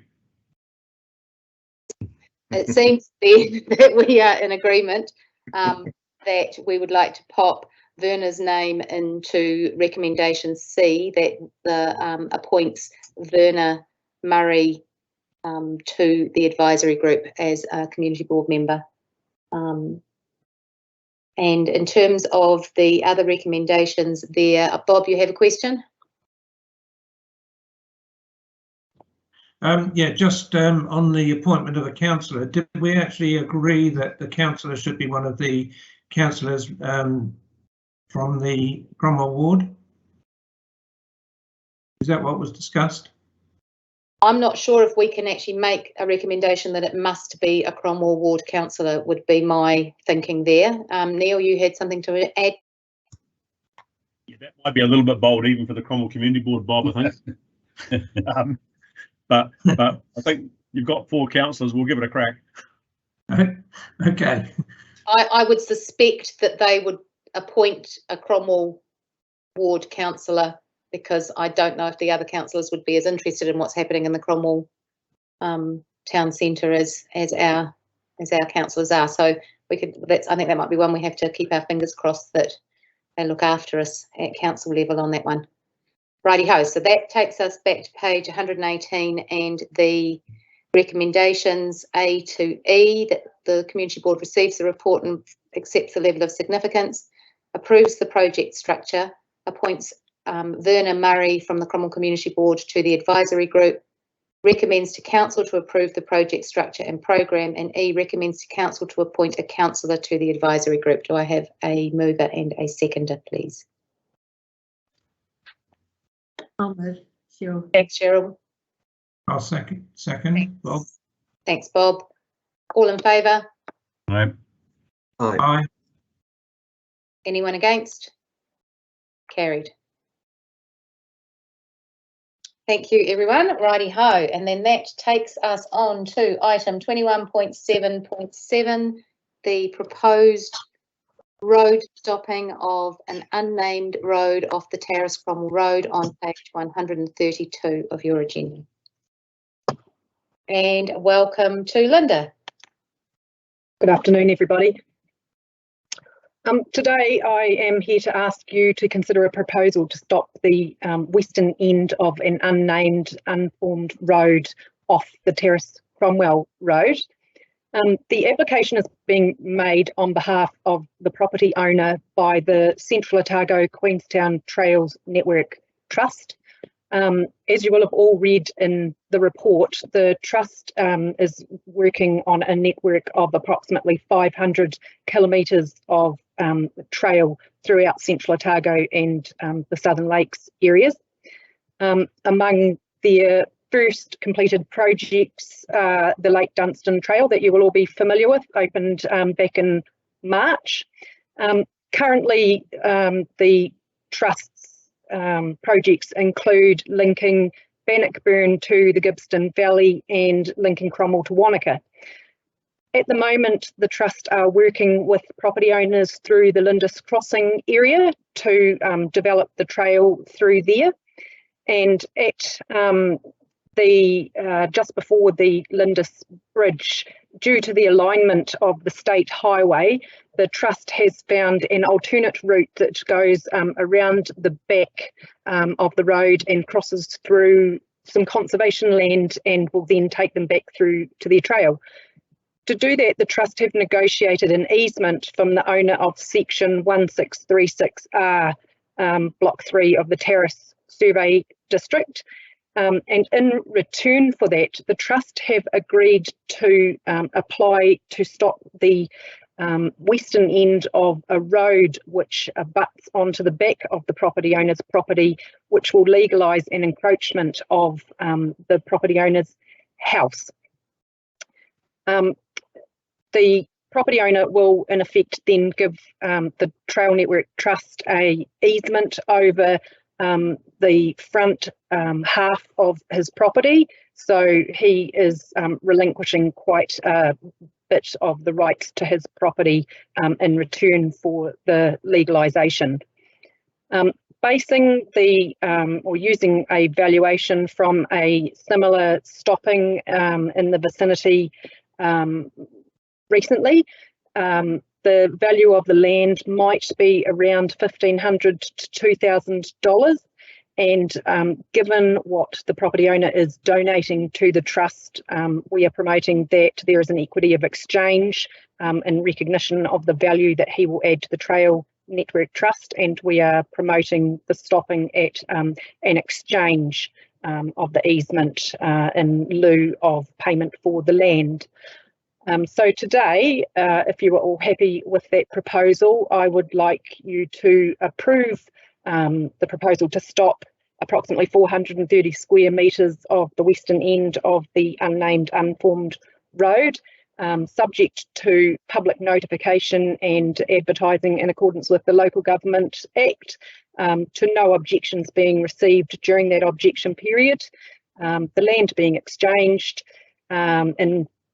for an easement in favour of the Queenstown Trail Networks Trust, and then once stopped, the land being amalgamated with the landowner and the Central Otago Queenstown Trail Networks Trust paying all costs associated with that stopping.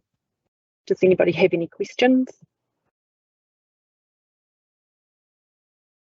Thank you, Linda. Any questions?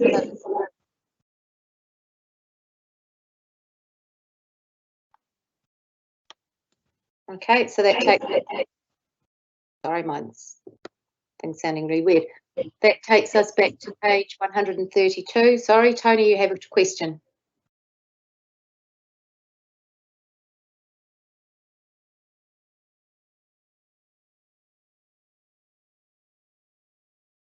He's muted. Tony, you're muted. Are we here to say for the house block, or are we here, yes, to say we're going to let that track go where it's going? The track is it's why the stopping has arisen, and it will all be over either private land or conservation land. But what the trust are doing is legalising the encroachment of the property owner's dwelling by stopping that road and having it amalgamated with his existing property, section 1636R, in return for the easement over the front half of the landowner's property. Neil, your question? Oh, it's in two parts, really. First, an observation. These sort of occupations of unformed paper roads are not uncommon. In fact, there's a lot of them around Bannockburn area, and some of them are reasonably recent. This is probably something that's much older. You know, it's a road to nowhere. There's no rhyme nor reason or logic that we need to keep it. The trail is going to go on a mix of public and private land through easements. That's going to be a good outcome. We could be considering this opportunity with or without a trail. The simple fact is the house is there, been there for years. It's the right way to fix it. So if I could just speak to that, the trail will actually enhance access to the area, and the stopping of that end of the road won't actually affect anybody's ability to access the area as they had previously.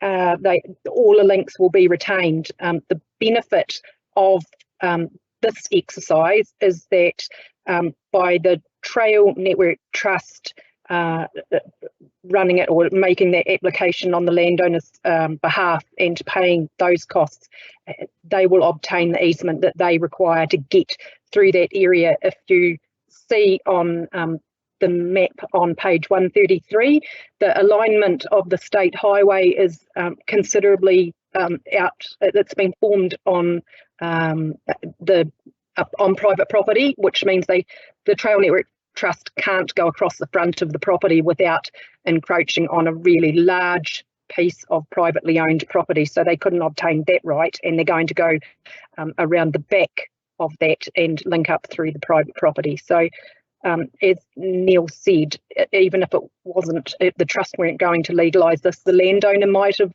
decided at some point that he wanted to legalise his encroachment. He may also well not have actually known this until the trust started looking into how they would traverse through that area.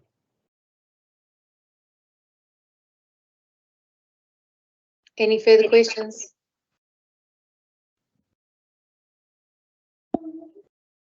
Okay, so that takes us back to the recommendations on page 132.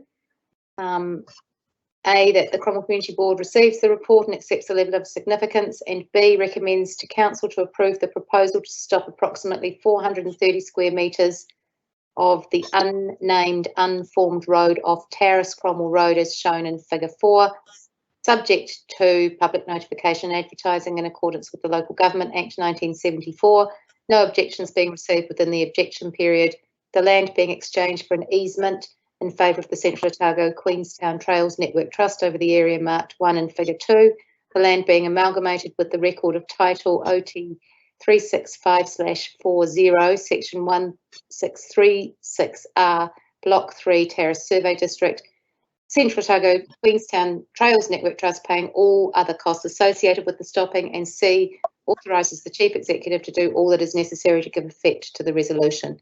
Do I have a mover and a seconder? Burner here, Anna, I'm happy to move. I'll second it, Cheryl. And thank you, Cheryl. All in favour? No. Aye. Aye. Aye.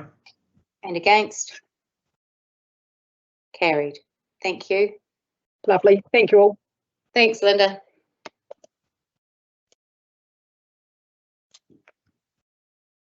That takes us to our reports for information, and the report that we have is the finance report for the period ending the 30th of June 2021.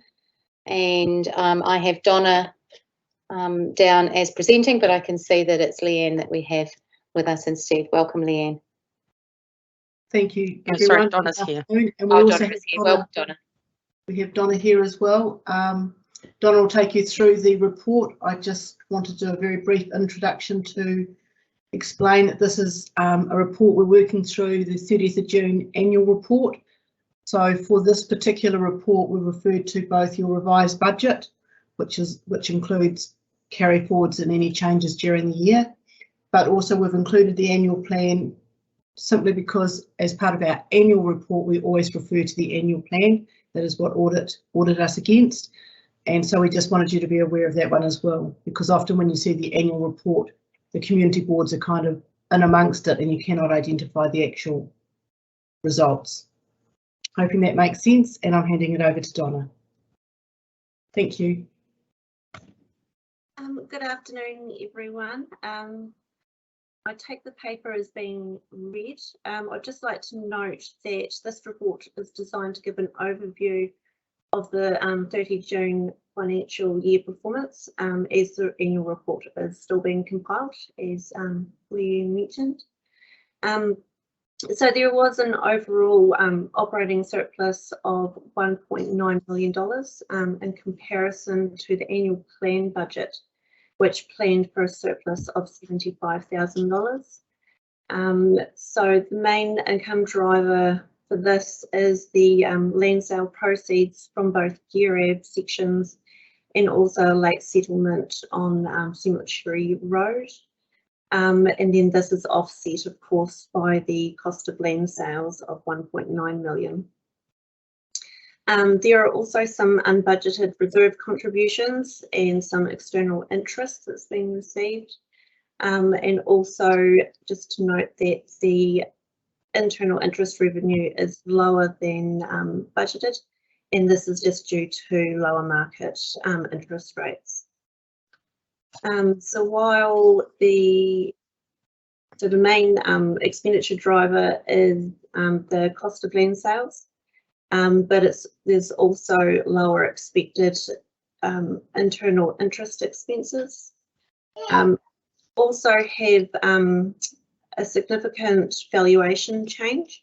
However, this is due to the Murray Terrace land purchase, which has been revalued down to market value. This is a non-cash adjustment and will be realised within the Cromwell Master Plan developments. So capital expenditure has a favourable variance of $2.5 million against the revised budget, and a lot of the projects that remain incomplete will be carried forward into the next financial year. It is also important to note that there is an unfavourable variance of $4.1 million against the annual plan budget. This is due to projects from the prior financial year being carried forward into the 2021 financial year and input against the revised budget. Are there any questions?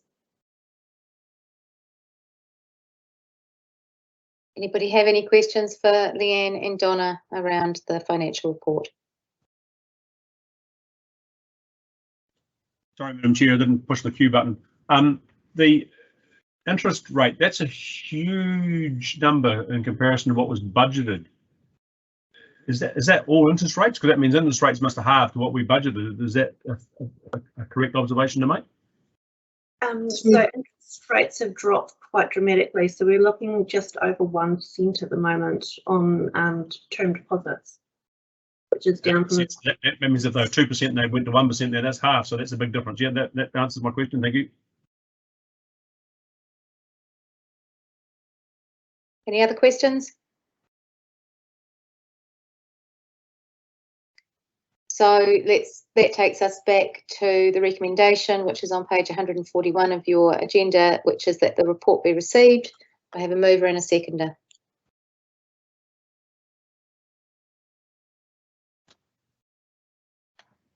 Nigel, I'll move.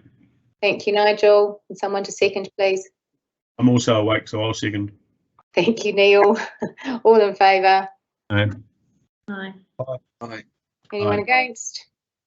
Thank you. Righty ho, our next item, and I think I've missed my moment because I think that the Mayor has left the meeting. And sorry, thank you, Leanne and Donna, for that report. The Mayor has left the meeting, so we won't be able to get an update from him.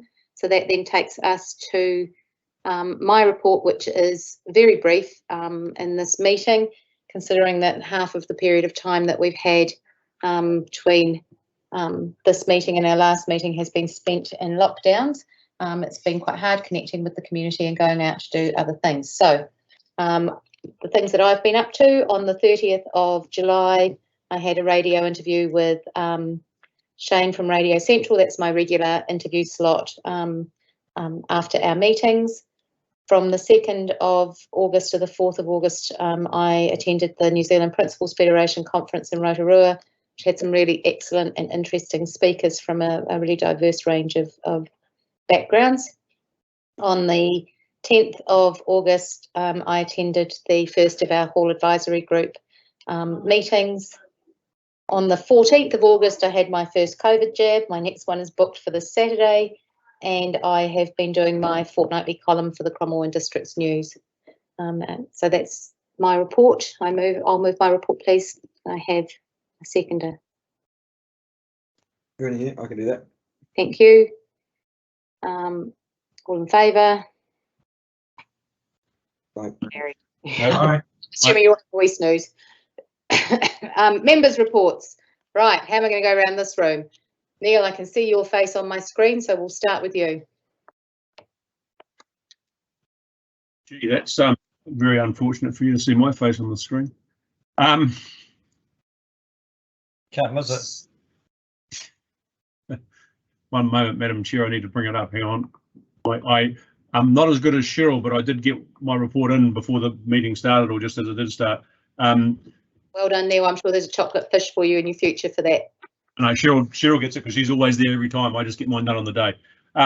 So my Monday morning weekly report on Radio Central continues. I've got to say that during lockdown, it was kind of hard to find something to talk about with what was happening because, as others have said, you sort of you lose track, or you don't have that connection for your day-to-day stuff. You sit at home and talk to your dog and your cat, and they don't say much intelligent in my place.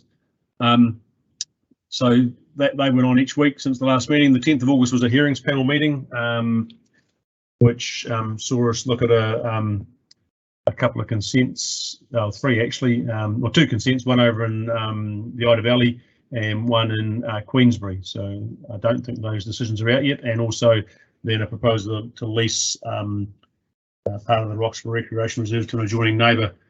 Hearings panel next week, just for information. No resources and applications, but there is one we're looking at in terms of hearing submissions in respect of the proposal to sell part of the Greenway off Wainga Drive to New World. So the hearings panel will hear the submissions on that and will make a recommendation from those submissions to council.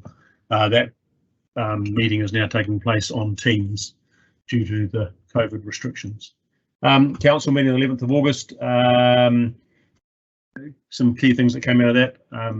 The Vincent Spatial Plan draft has been adopted for community engagement. The bike park, Cromwell Bike Park, the shelter was approved. The golf club approval was also given for their storage container because they had to be all done by the board, by the council.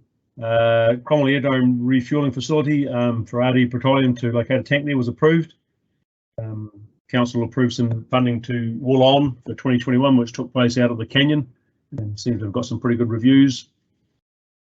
We received an update on the economic recovery plan that's been working through, so it'll be interesting to see just how that looks now with another lockdown amongst it all for the next one we get.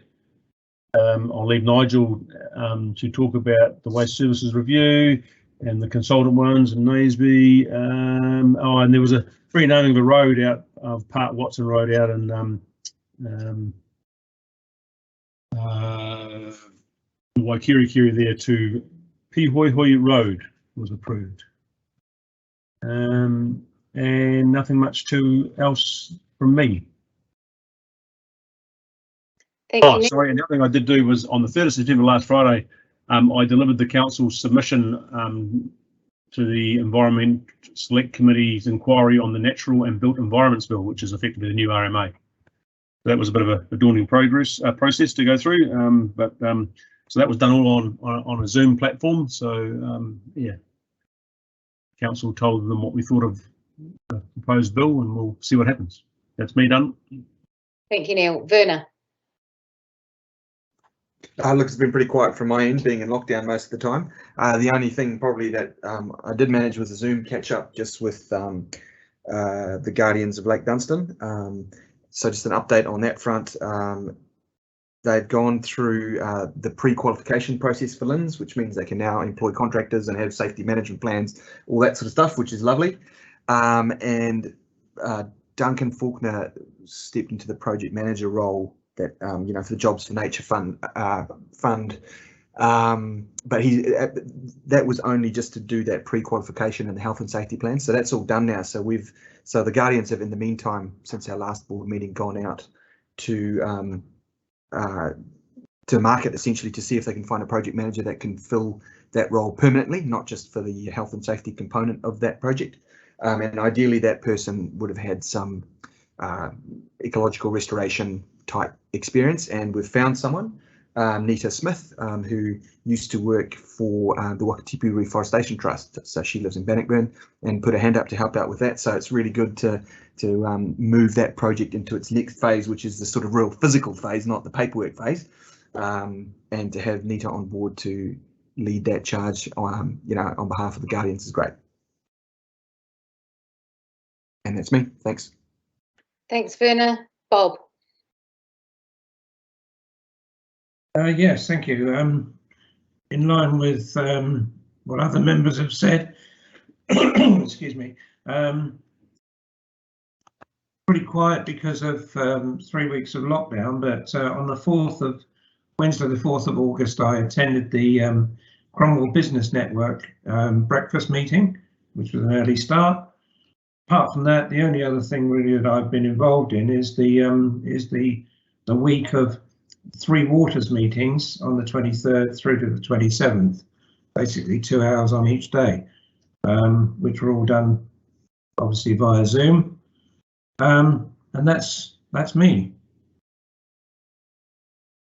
Thank you, Bob. Tony. Oh, this month,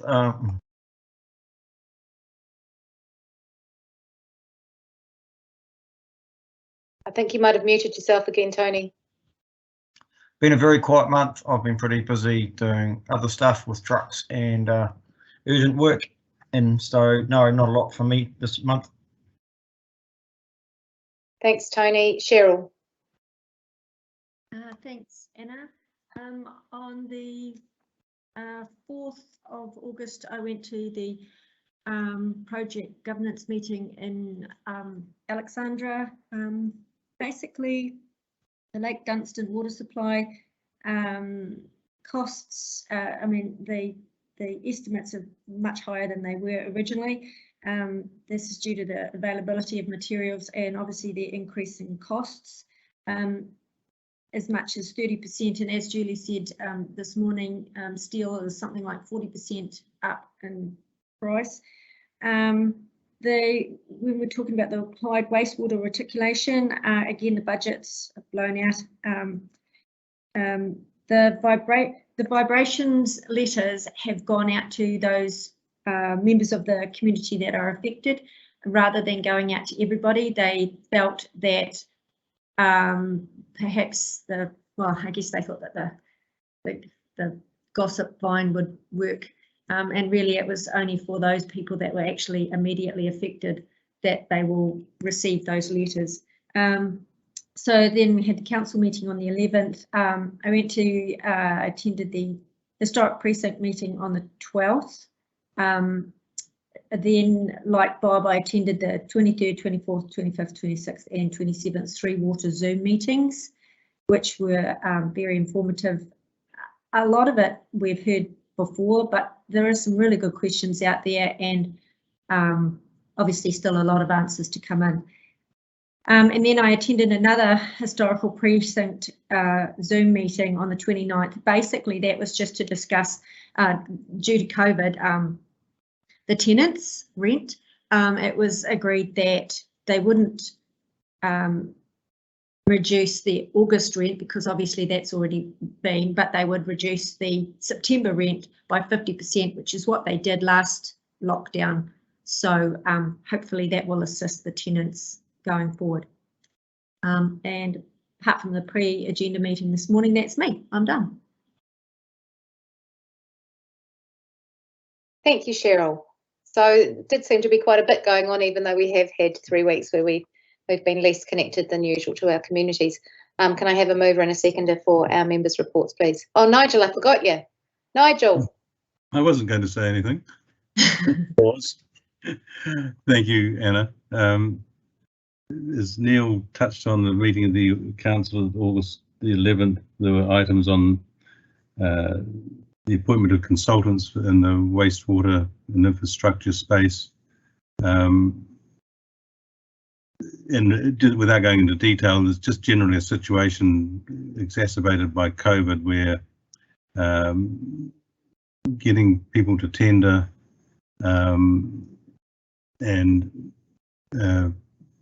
is proving difficult for a variety of reasons. People got a lot of work on and picking and choosing, and there was some direction for direct procurement by appointment rather than through a tender process, and where that is happening, it's within line with our procurement policy as a council, but it's being driven by, if you want to get something done, you better just get someone that is available, and if they've got the necessary skills and you've dealt with them before and meet all the procurement policy requirements,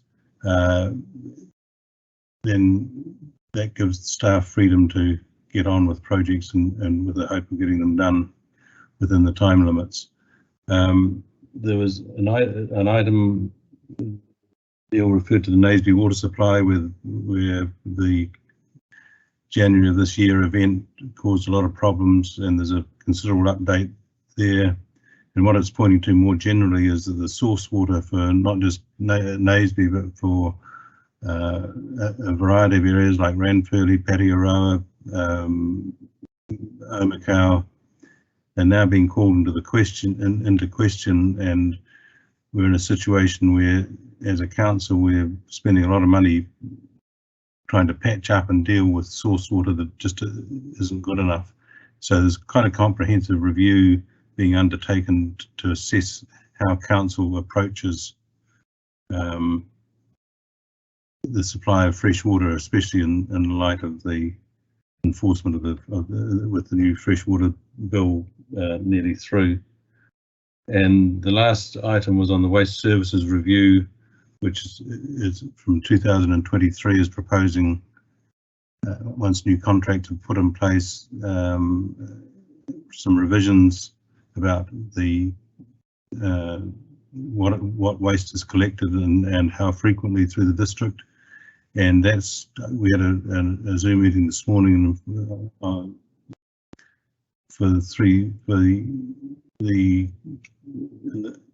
this area, and Quinton reported that to date they've had 427 from memory responses to that survey, which is throwing up quite a variety of different opinions, and so that's been very strongly supported, and that'll be reported back probably in October or November. So there's quite a lot happening in that space. Apart from that, attended the Zoom meetings that Cheryl outlined, which were informative, and also a Zoom meeting where we had 2 members of the Three Waters Steering Group, which Local Government New Zealand has appointed to negotiate on our behalf with government, and the 2 people that attended that Zoom meeting from that committee were the Mayor of Nelson and the Mayor of Central Hawke's Bay, and they were both, I was impressed by both of them and felt reassured that we were being represented at the negotiations with government by able people who had a good awareness of what's a very complex matter. That's me. Thank you. Thank you, Nigel. Apologies for missing you out just before. It's quite hard when I can't see people around the room, but thank you. A mover and a seconder for the members' reports, please. Verna, yeah, happy. Thanks, Verna and Cheryl. Okay, that takes us to our governance report, which is on page 150. Is there anything that anybody wishes to raise from the governance report?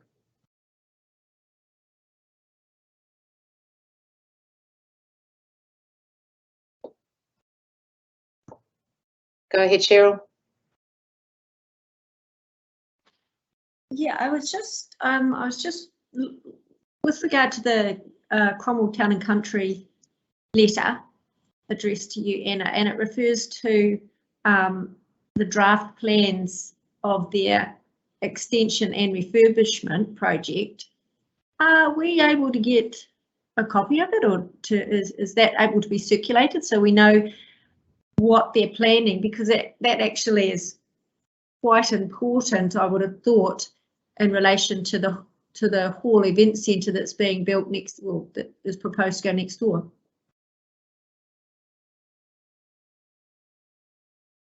There's somebody who can answer that question about the plans. I've seen the plans because I've been in a meeting with them with Louise, but I don't know if I would doubt that they're private.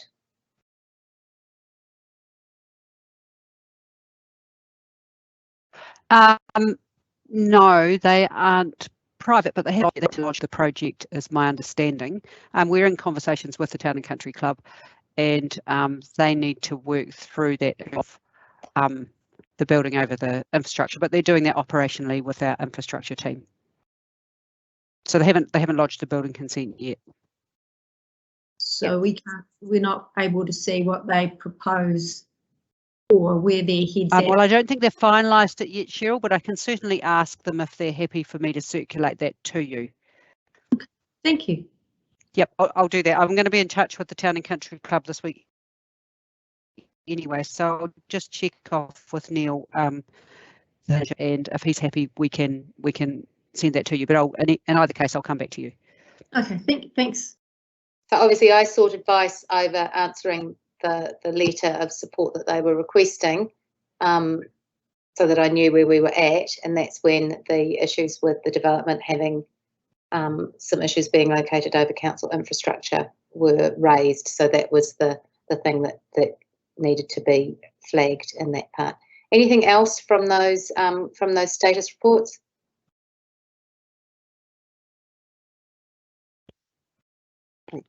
Bob Scott's got a question. Yeah, Bob, Yeah. sorry. Yeah, my question was pretty much the same as Cheryl's, actually, because I'm of the opinion that if they double the footprint of the club there, that some of the activities that they envisage going on in the club there are possibly going to duplicate some of the activities that may take place in the Memorial Hall Event Centre. For example, well, one of the other things is, of course, that the Town and Country Club, as I understand it, is a members club. So will they have access for the general public there?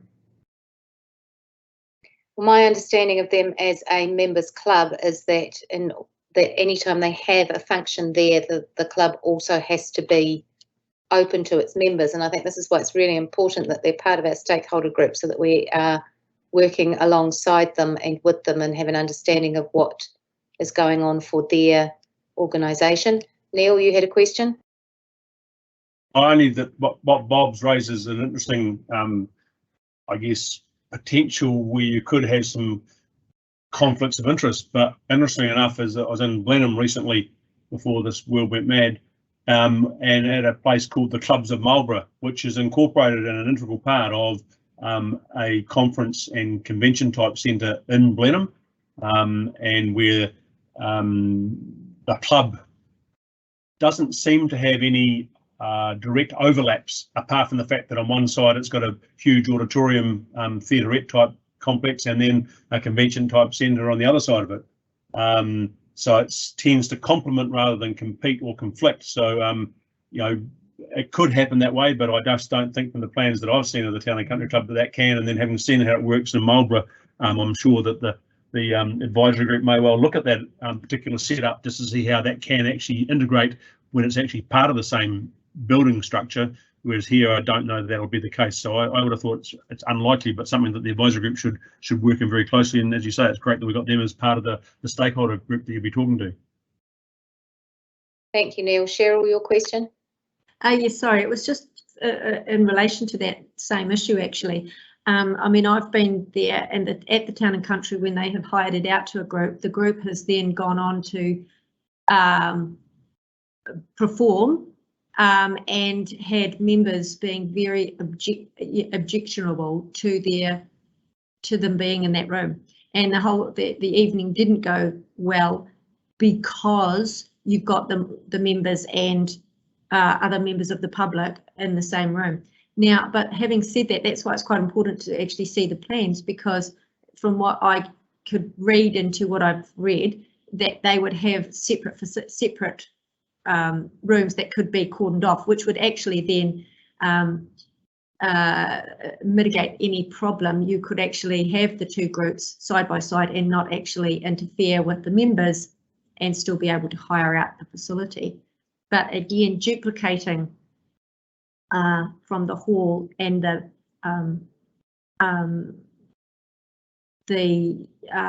hall event centre and the Town and Country, if you could, and it comes down to the advisory group working well and close with them, so that in actual fact you don't get that duplication and that they can work well together.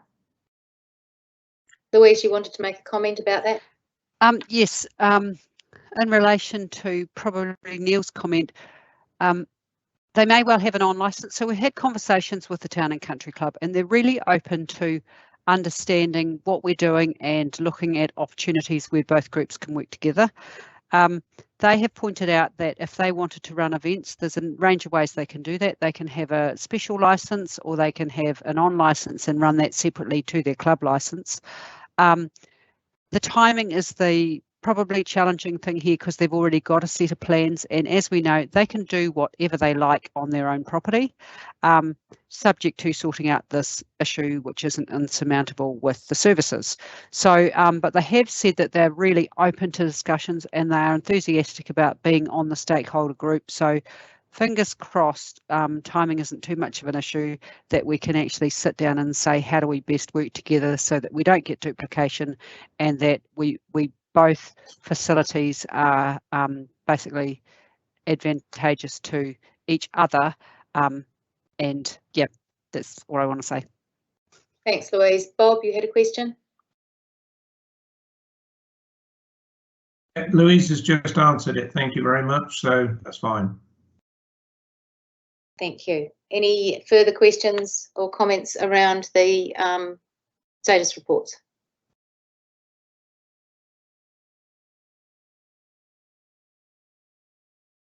Okay, so that takes us back to page 149 and the recommendation that the report be received. I need a mover and a seconder, please. I'll move, Nigel. Thanks, Nigel.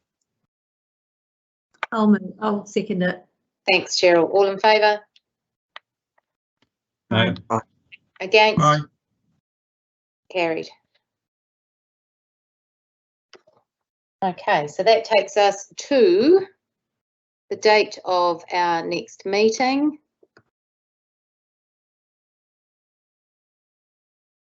Which is scheduled for the 19th of October 2021.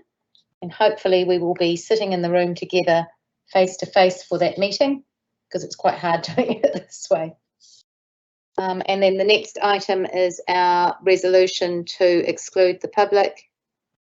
Sorry, Neil, you had a question? I'm going to move it for you. Please. And a seconder? Yep, Nigel. Thank you. All in favour? Aye. Aye. Carried.